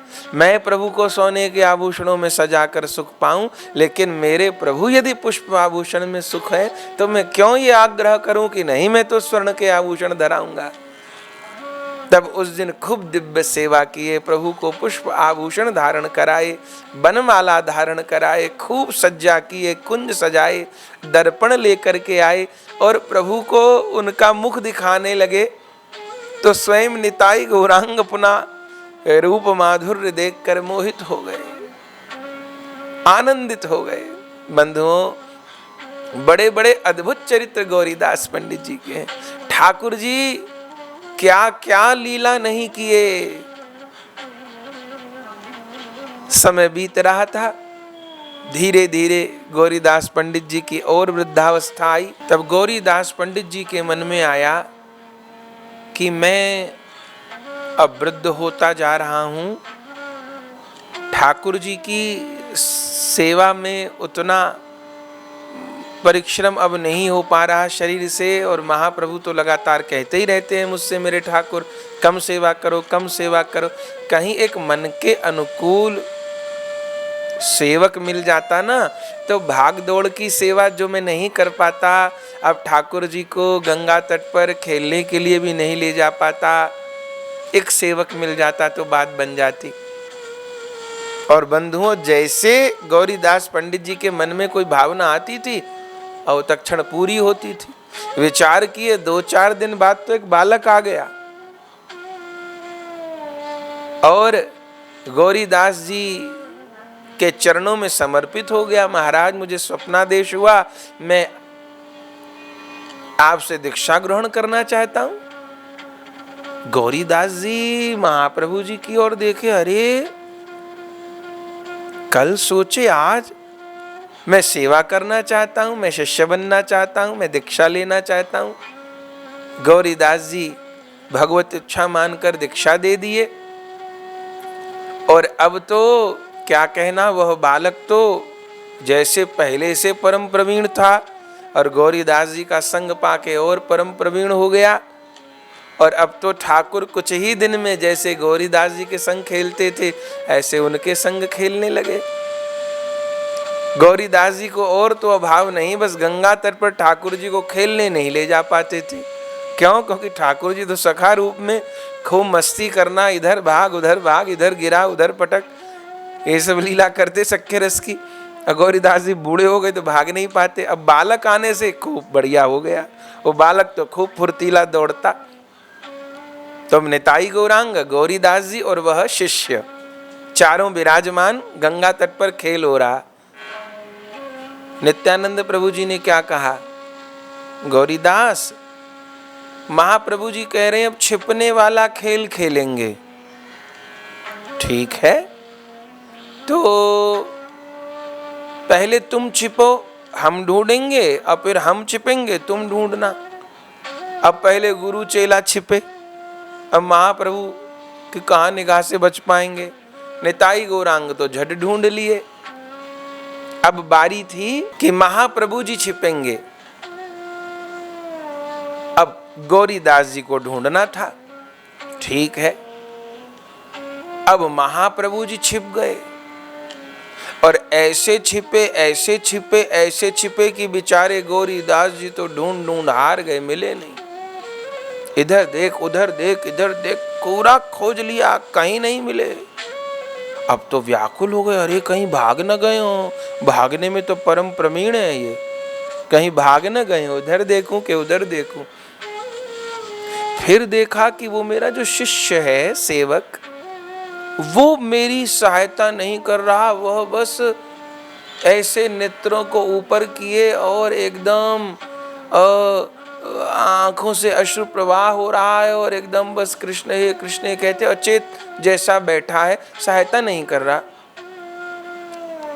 तब उस बालक के पास गए, अरे इस दिन के लिए तो तुझको अपनाया था, अब ठाकुर छुप रहे हैं और मैं तो बूढ़ा हूं, इतनी भाग दौड़ थोड़ी कर सकता हूं, तो मेरे संग ढूंढ गौर को, कहां चले गए। पर वो तो कुछ बोलता ही नहीं था। गौरीदास जी ने कहा, अरे सुनता नहीं, मैं तेरा गुरु हूं, सहायता नहीं करेगा। पर वो चुपचाप रहा बालक। बहुत देर हो गई, गौरीदास जी रोने लगे, हे भगवान, इस बालक को जाने क्या हो गया, और भगवान भी अंतर्धान हो गए, मैं कहां जाऊं, क्या करूं। तब वह बालक बोला, गौरीदास हार गए। अरे ये मेरा शिष्य, गुरु का नाम लिया जाता है, कभी गुरु को नाम लेके पुकारा जाता है, कभी गौरीदास हार गए। तब गौरीदास जी को लगता है इस बालक पर कुछ हो गया है। फिर पूछा, गौरीदास हार गए क्या। ऐसा लग रहा था जैसे महाप्रभु पूछ रहे हो। महाप्रभु जी की वाणी हो जैसे। तब गौरीदास जी ने कहा, हाँ मैं हार गया, गौर में हार गया, नहीं ढूंढ पा रहा, मैंने हार मान ली, अब तुम प्रकट हो जाओ ना, जो दंड दोगे स्वीकार करूंगा, पर प्रकट हो जाओ, अब देखे बिना नहीं रहा जा रहा। उसी समय महाप्रभु जी उस बालक के हृदय से प्रकट हो गए, और जैसे बालक के हृदय से प्रकट हुए, बालक तो अचेत होके गिर गया और थोड़ी देर में स्वस्थ हो गया, और फिर गुरुदेव गुरुदेव कह के गौरीदास पंडित जी को प्रणाम करने लगा। महाप्रभु प्रकट हो गए। अब गौरीदास पंडित जी को सब बात समझ आने लगी है, क्या लीला है। महाप्रभु जी से कहा, क्या किया आपने। महाप्रभु ने कहा, छिपने की बात हुई थी ना, तो कहां छिपे। महाप्रभु जी ने कहा, गौरीदास मैं इस तेरे शिष्य बालक के हृदय में छिप गया, इस बालक के हृदय में छिप गया, देखो तुम नहीं ढूंढ पाए ना। अरे मैं तो सोच रहा था यहाँ कहीं गंगा तट पे किसी शिला के पीछे, किसी कुंज में, किसी पेड़ के पीछे छिपोगे, मुझको क्या पता तुम हृदय में भी घुस जाओगे। महाप्रभु ने कहा, बाबरे असलियत में मैं छिपता हूं तो भक्त के हृदय में ही छिपता हूं, और जिसको भक्त में भगवान का दर्शन नहीं हो पाता, जिसको गुरुदेव के हृदय में भगवान का दर्शन नहीं हो पाता, उसके लिए मैं दुर्लभ ही रहता हूं। अरे मैं छिपता हूं तो भक्तों में ही छिपता हूं, पहले मुझे भक्तों में ढूंढना होता है, और अगर भक्तों में नहीं ढूंढ पाता साधक मुझको, तो फिर मैं न मंदिर में मिलता हूं, न तीर्थ में मिलता हूं, न धाम में मिलता हूं, न कहीं मिलता हूं। पहले भक्त में, गुरुदेव आचार्यों में ढूंढना होता है। गौरीदास जी सब बात समझ गए, महाप्रभु जी के चरणों में पड़ गए, और उस दिन से उस शिष्य का भी नामकरण नहीं किया था। ऐसे लाला बोल देते थे, कुछ बोल देते थे, नाम समझ में नहीं आ रहा था। लेकिन जब से ठाकुर जी हृदय में छिपे ना, उस बालक का नाम गौरीदास जी रख दिए, हृदय चैतन्य दास। जिसके हृदय में चैतन्य रहे हो, हृदय चैतन्य दास, हृदय चैतन्य दास। बंधुओं, इन हृदय चैतन्य दास जी के ही शिष्य हुए दुखी कृष्णदास जी, जिनको वृंदावन में श्री जीव गोस्वामी जी की कृपा से सेवा कुंज में राधा रानी का नूपुर मिला, पायल मिली, और फिर राधा रानी ने उनको श्याम सुंदर जी के विग्रह दिए, और फिर वह दुखी कृष्णदास श्यामानंद प्रभु कहलाए। तो वह श्यामानंद प्रभु किनके शिष्य हैं? इन्हीं हृदय चैतन्य दास जी के शिष्य हैं। पहले तो वहीं कालना में निताई गौर की सेवा करते थे, फिर गुरुदेव भगवान वृंदावन भेजे। इस चरित्र को तो हम लोग सुना ही करते हैं। तो बंधुओं, उस बालक का नाम हृदय चैतन्य दास रख दिए, और उस दिन से तो वह बालक सेवा में परम प्रवीण हो गया। नहीं तो गौरीदास जी समझाना चाहते थे, पर बच्चा था तो इतनी नहीं थी, तो गौरीदास जी को संतोष नहीं होता था। और जिस दिन से हृदय में गौरांग रहे, तब तो पूरा प्रवीण हो गया। अब तो गौरीदास जी से भी सुंदर सेवा करने लगा, और गौरीदास जी को बहुत सांत्वना हुई, समझ गए मेरे ठाकुर ने ये लीला क्यों की है। क्योंकि वो देखते थे कि गौरीदास बूढ़ा शरीर, सेवा करता है, हो नहीं पाती, तो मेरे शिष्य को योग्यता प्रदान कर दिए। ठीक है, अब तो दौड़ दौड़ के सारी सेवा जैसी वो चाहते थे। देखो भैया, सेवा तो कोई नौकर भी कर सकता है, घर का कोई काम हो नौकर भी कर सकता है, मंदिर की सेवा कोई ब्राह्मण भी रखा जा सकता है। पर भैया, अगर किसी को तनख्वाह पर रखेंगे तो वो तनख्वाह के लिए काम करेगा। तनख्वाह लेकर सेवा में सहयोग करना, उसको नौकरी कहते हैं, सेवा नहीं कहते। वो तो वैष्णवों की बोलन है। हमारे यहाँ तो जो साज बजाने वाले भाई आते हैं, तो उनको भी हम यही कहते हैं, सेवा है, ये बोलन है हम। पर वास्तव में जहां भगवत प्रसन्नता के अतिरिक्त और कुछ पाने की चेष्टा से क्रिया हो रही है, वो सेवा थोड़ो है, वह तो विनिमय है, व्यवसाय है, व्यापार है। तो ठाकुर जी हृदय में विराजे, और फिर हृदय चैतन्य दास जी पूरी सेवा करने लगे, और खूब संतुष्ट हो गए गौरीदास जी। अब बैठे रहते थे, सब सेवा वह करते थे। एक दिन देखा ठाकुर जी मुस्कुराकर गौरीदास जी को बुला रहे हैं, इशारा देकर बुला रहे हैं। तब गौरीदास जी उठने में असक्षम थे, उस समय वृद्ध बहुत हो गए थे। तो वैसे तो देखते थे सब सेवा, पर हृदय चैतन्य दास ही सब सेवा करते थे। देखे ठाकुर जी बुला रहे हैं, तब गौरीदास जी ने कहा, महाप्रभु जी, अभी इतनी शरीर में ताकत नहीं कि मैं उठकर आ सकूं। तब महाप्रभु ने कहा, इशारा नहीं समझा, अब जब तक तुम समझाओ ना, कौन तुम्हारी भाषा समझे। महाप्रभु ने कहा, गौरीदास, अब पुनः जिस लीला से तुम प्रकट हुए हो, ब्रज लीला के सुबल सखा तुम हो, अब पुनः ब्रज लीला में प्रवेश का समय आ गया है। बंधुओं, उसी समय श्री निताई गौरांग तो श्री कृष्ण बलराम के रूप में दर्शन देने लगे। और बंधुओं, उसी समय जब महाप्रभु जी कहे कि अब तुम लीला में प्रविष्ट हो, अब ये चिंता छोड़ दो कि सेवा कैसे होगी, हमारे शिव विग्रह की सेवा तुम्हारी शिष्य परंपरा के द्वारा होगी।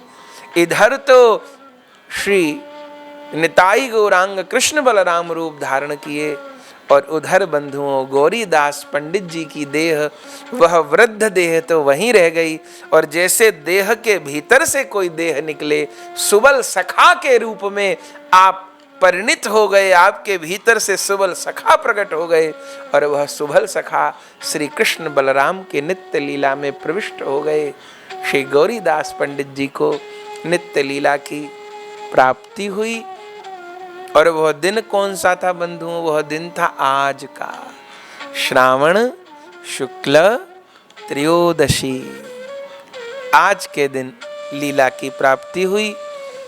तो बंधुओं, आज गौरीदास पंडित जी को स्मरण किया। आज उनकी तिरोभाव तिथि है। श्री अंबिका कालना के विराजमान ठाकुर श्री निताई गौरांग देव को प्रणाम करते हैं और श्री गौरीदास पंडित जी को प्रणाम करते हैं। श्री गौरीदास जी के लाडले प्यारे शिष्य हृदय चैतन्य दास जी को, उन हृदय चैतन्य दास जी के शिष्य दुखी कृष्णदास जी, श्री श्यामानंद प्रभु जी को, और आज तक जितने आचार्य महापुरुष हुए हैं, होते रहेंगे, संपूर्ण परंपरा को दंडवत प्रणाम निवेदन करते हैं। और आज गौरीदास पंडित जी की तिरोभाव तिथि पर श्री गौरीदास पंडित जी से यही प्रार्थना करते हैं, हे गौरीदास जी, आप तो गौर के निजन हो, आप नित्यानंद प्रभु जी के निजन हो, आप परिकर हो, आप ब्रजलीला, जुगल लीला और गौर लीला दोनों के आस्वादक हो। हम पर कृपा करुणा करिए, हम भी श्री ठाकुर जी की विग्रह सेवा में साक्षात भाव कर सकें, हम भी अपने प्रेम भाव से अपने प्रेम में ठाकुर को रिझा सकें, गुरुजन के अनुगत्य में हम भी गौर गोविंद सेवा का सौभाग्य प्राप्त कर सकें, अपने स्वरूप में स्थित होकर के जुगल लीला का, गौर लीला का आस्वादन कर सकें। तो गौरीदास पंडित जी को उनके तिरोभाव महोत्सव पर प्रणाम करते हैं। और जैसा पूर्व में कहा, आज गिरिराज जी गोविंद कुंड के सिद्ध मनोहर दास बाबा जी का भी तिरोभाव उत्सव है। दोनों आचार्यों का एक ही दिन है। बस अंतर इतना है कि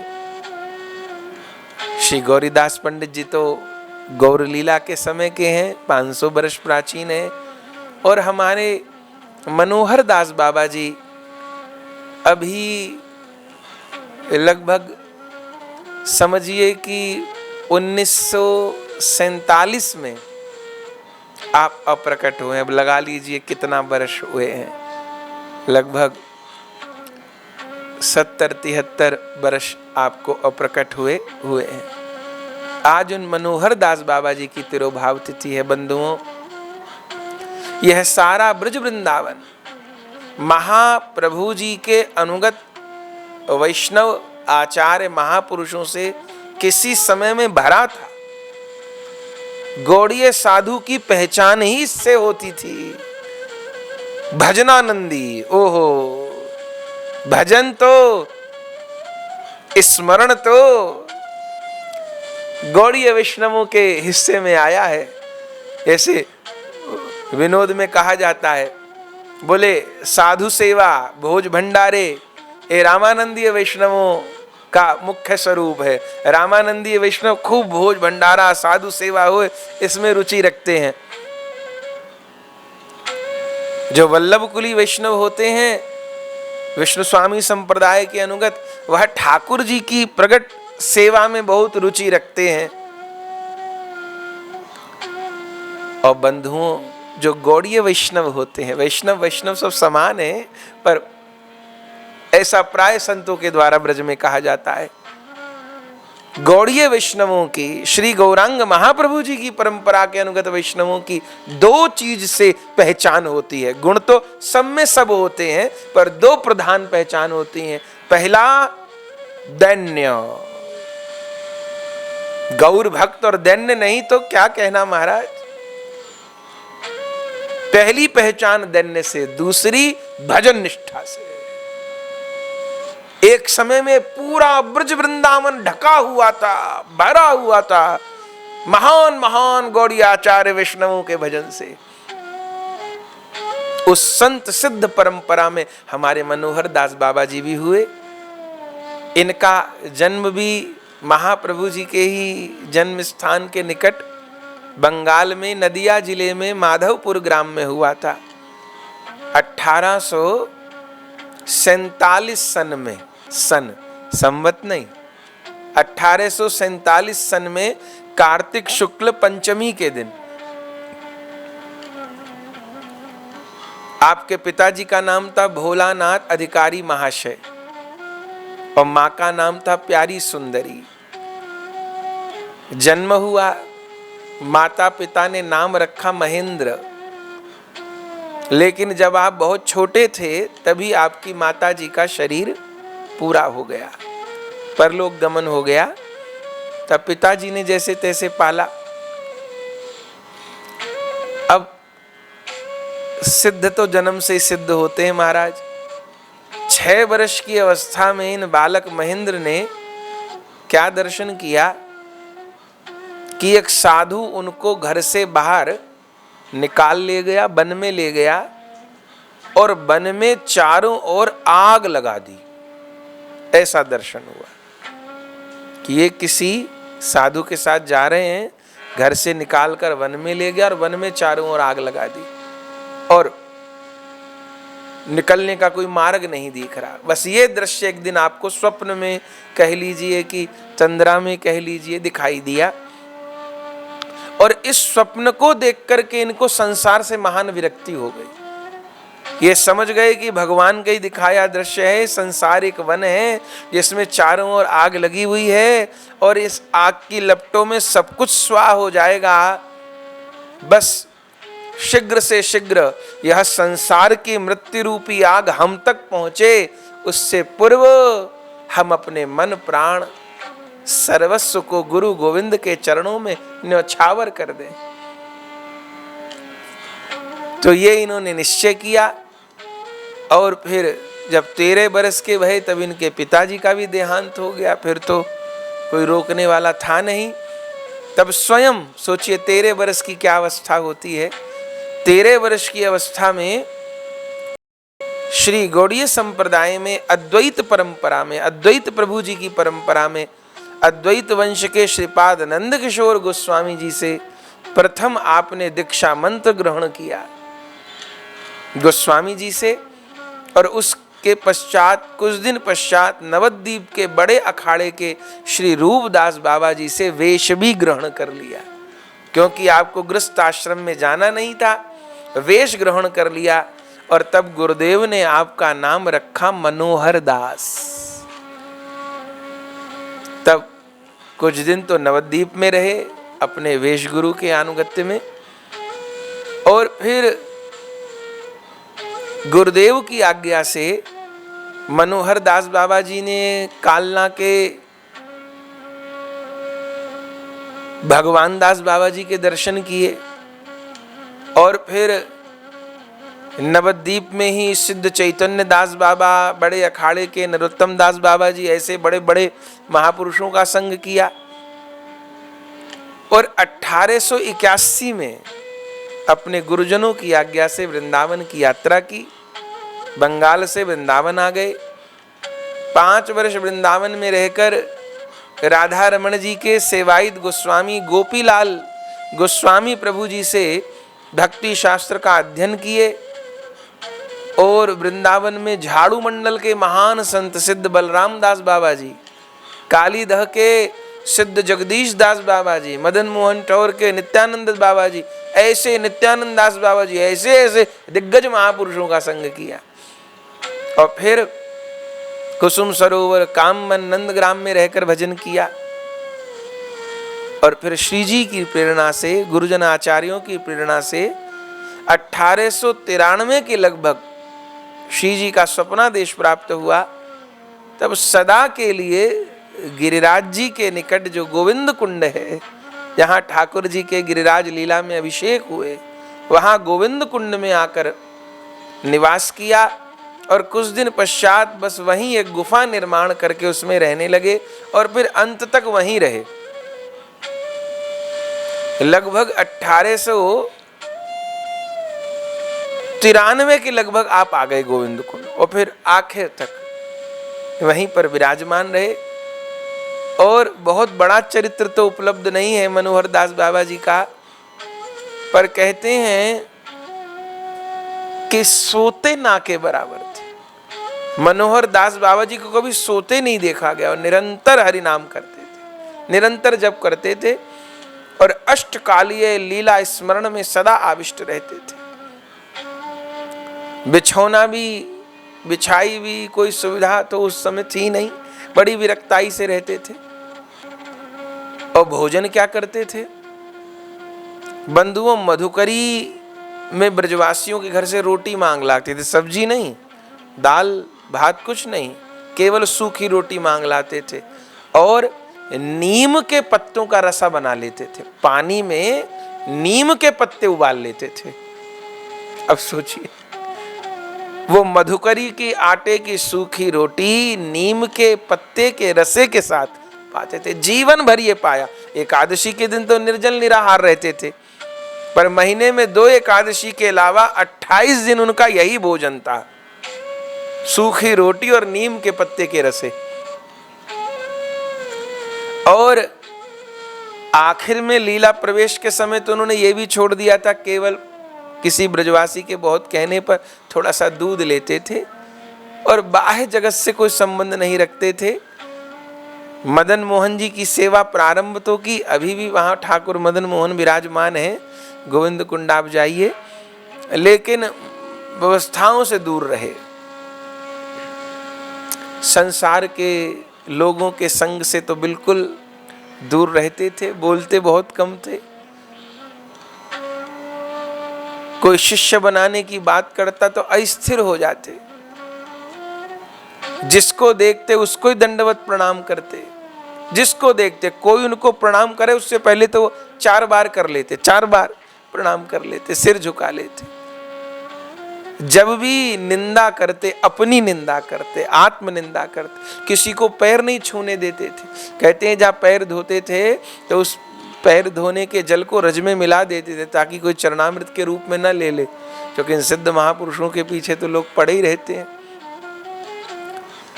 भजनावेश में बंधुओं शरीर की तरफ कभी ध्यान नहीं दिया। अब मच्छर तो होते ही हैं रात को, उस समय भी होते थे, तो कहाँ उनके समय के भी साधु मच्छर से बचने के लिए मसहरी होती है ना, उसका प्रयोग करते थे। अब बाबा से कोई कहता बाबा हम आपके लिए मसहरी ला दें, तो कहते ना भैया ये मच्छर हमारो कहा कचू बिगाड़े, अरे गहरी नींद में नहीं जाने दें, गहरी नींद आने पे बाधा कर दें, तो गहरी नींद से हमको उठा दें तो भजन में हमारी सहायता करें, नुकसान थोड़ो करें मच्छर, तो ये मच्छर तो भजन में सहायक है, ऐसा कहते। और बड़े निष्किंचन भाव से रहते, कोई भी ओढ़ने बिछाने का भी पर्याप्त वस्त्र नहीं था, और अगर शरीर उनका कोई सुविधा मांगता तो उसको खूब दंड देते। कहते एक बार ब्रज में पूष का महीना और खूब जोर सर्दी पड़ी, गोविंद कुंड का जल बर्फ बन गया, ऐसी शीत पड़ी, कभी कभी पड़ती है, उनके काल में एक बार पड़ी। अब बाबा पे तो एक फटी पिछौरी, ना ओढ़ने को ना बिछाने को, और रात में पूरी पूरी रात जाग के भजन करते थे। शरीर कांपने लग गया, क्या करे, अब इतना कांपने लग गया, सर्दी लगने लगी, भजन नहीं होए, हाथ कांपने लग गए, माला छूटने लग गई। तब क्या किया, आधी रात को 2 बजे उठ गए, सर्दी लग रही थी, और क्या किए, गोविंद कुंड के बर्फीले पानी में कूद पड़े और खूब स्नान किया घंटे भर तक। थोड़ी दूर पर नवद्वीप दास बाबा रहते थे, उन्होंने देखे बाबा ये क्या कर रहे, जब छप छप की आवाज आई, देखे अरे इतनी सर्दी, भयंकर कोहरा, आसमान से बर्फ गिर रही है और बाबा कुंड में नहा रहे हैं ऐसे कि जैसे कोई जेठ की गर्मी हो। बाबा ये कहा कर रहे हो?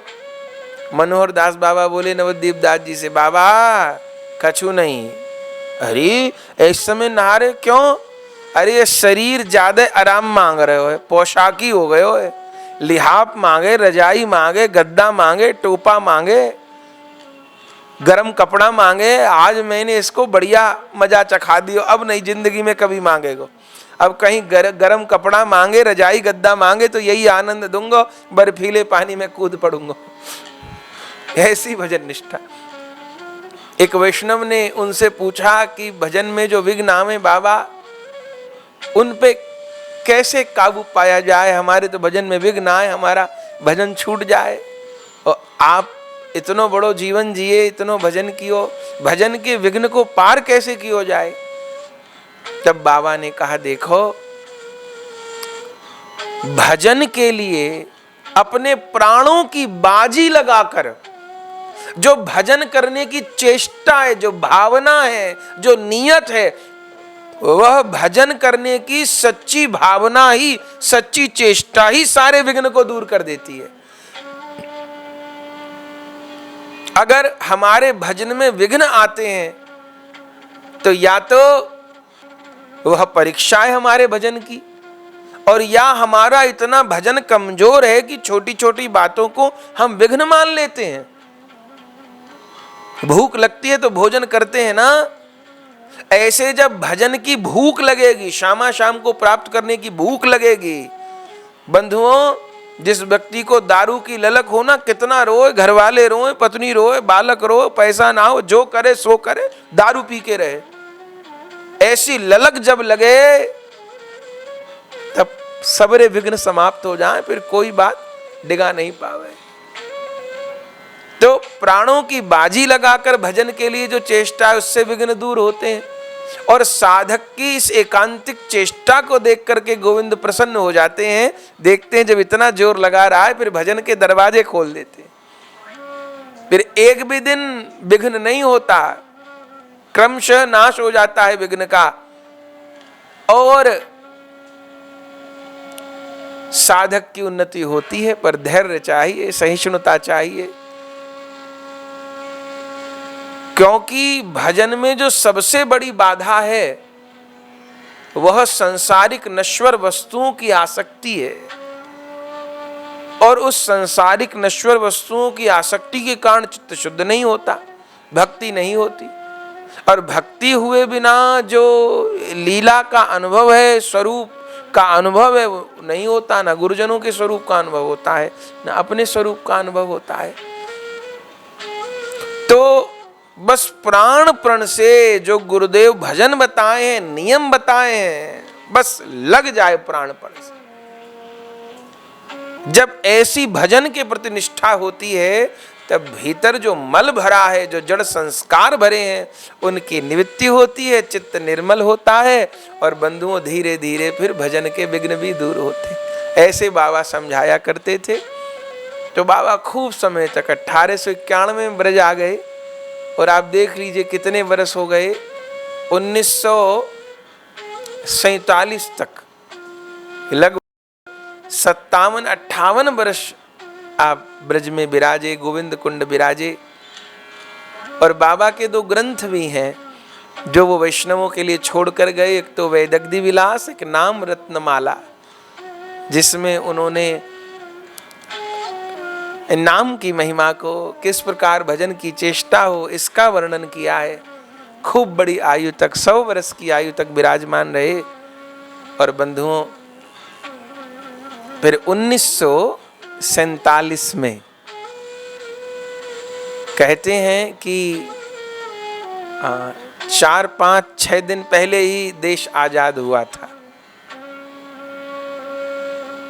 तो 1947 में आज के दिन, आज कौन तिथि है? श्रावण शुक्ल त्रयोदशी। श्रावण शुक्ल त्रयोदशी को वहीं गोविंद कुंड पर बैठे बैठे, माने हर समय लीला का तो अनुभव होता ही था, साक्षात रूप में प्रिया प्रियतम आपकी कुटिया पर प्रकट हुए और आपको नित्य लीला में प्रवेश का संकेत प्रदान किया। तब बाबा अपने मंजरी स्वरूप से प्रिया प्रियतम की लीला में प्रविष्ट हो गए। बंधु, आज के दिन श्रावण शुक्ल त्रयोदशी को सन 1947 में, तो ऐसे मनोहर दास बाबा जी को भी हम प्रणाम करते हैं। बंधुओं, आज भी हमने कई बार दर्शन किया है गिरिराज जी की परिक्रमा में। गोविंद कुंड पड़ते हैं ना, थोड़ा अंदर जाना पड़ता है, तो गोविंद कुंड की परिक्रमा करें तो परिक्रमा के एक और आज भी मनोहर दास बाबा जी का आश्रम है, मनोहर दास बाबा जी की समाधि है, और उनके ठाकुर मदन मोहन जी भी विराजमान हैं। आप दर्शन कर सकते हैं। तो उन मनोहर दास बाबा जी की आज तिथि है, तो तो मनोहर दास बाबा जी के चरणों में भी दंडवत प्रणाम करते हैं, संपूर्ण परंपरा को प्रणाम करते हैं और पूज्य मनोहर दास बाबा जी से भी श्री राधा गोविंद के, श्री निताई गौरांग के चरण कमलों का प्रेम ही भिक्षा में मांगते हैं। भिखारी तो मांगेगा ही, और आपसे नहीं मांगेगा तो किससे मांगेगा। तो हे गौर भक्तों, हे गौर परिकर, हे मेरे नित्यानंद प्रभु जी के पार्षदों, आप इस अधम की, इस दरिद्र की झोली में प्रेम धन डालिए, हमारा भी जीवन कृतार्थ हो। ऐसे भाव के साथ आज गौरीदास पंडित जी श्री मनोहर दास बाबा जी के तिरुभाव महोत्सव पर प्रणाम करते हुए आज इस तिरुभाव उत्सव को विश्राम दे रहे हैं।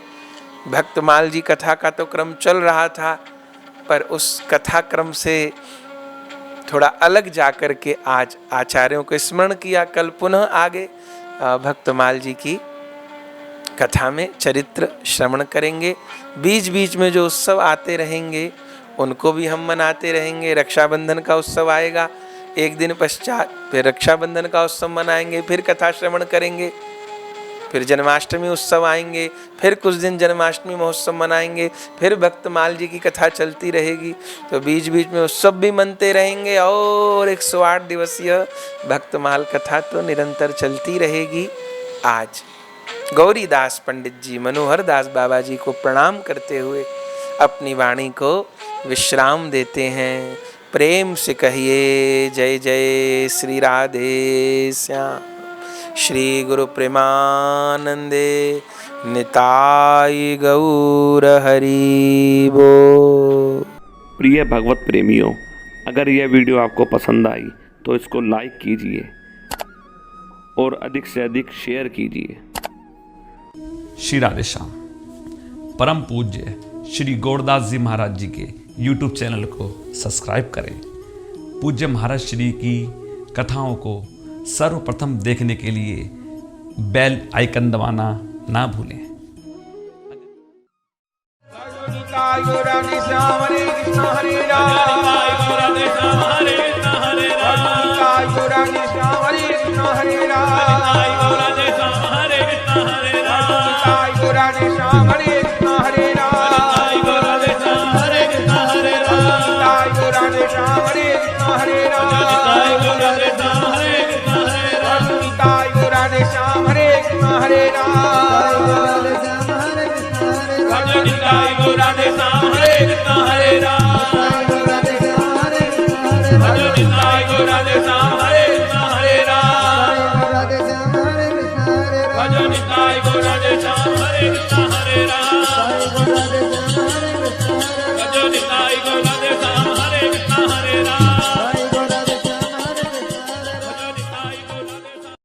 श्री वृंदावन धाम में श्री बांके बिहारी जी के मंदिर से 1 किलोमीटर की दूरी पर अटल्ला चुंगी के निकट परम पूज्य श्री गौरदास जी महाराज जी के आश्रम श्री गौर कृपा धाम का हम दर्शन कर रहे हैं, जहां श्री निताई गौरांग देव, श्री राधा गोविंद देव, श्री गिरिराज जी श्री मंदिर में विराजमान है, जहाँ विधिवत अष्टायाम ठाकुर जी की सेवा हो रही है और प्रत्येक एकादशी वैष्णव साधुओं द्वारा अष्टप्रहर हरिनाम संकीर्तन होता है और कथा सत्संग हॉल एवं भक्तजनों के ठहरने के लिए एसी एवं नॉन एसी कमरे के साथ भोजन प्रसाद की उत्तम व्यवस्था सुलभ है।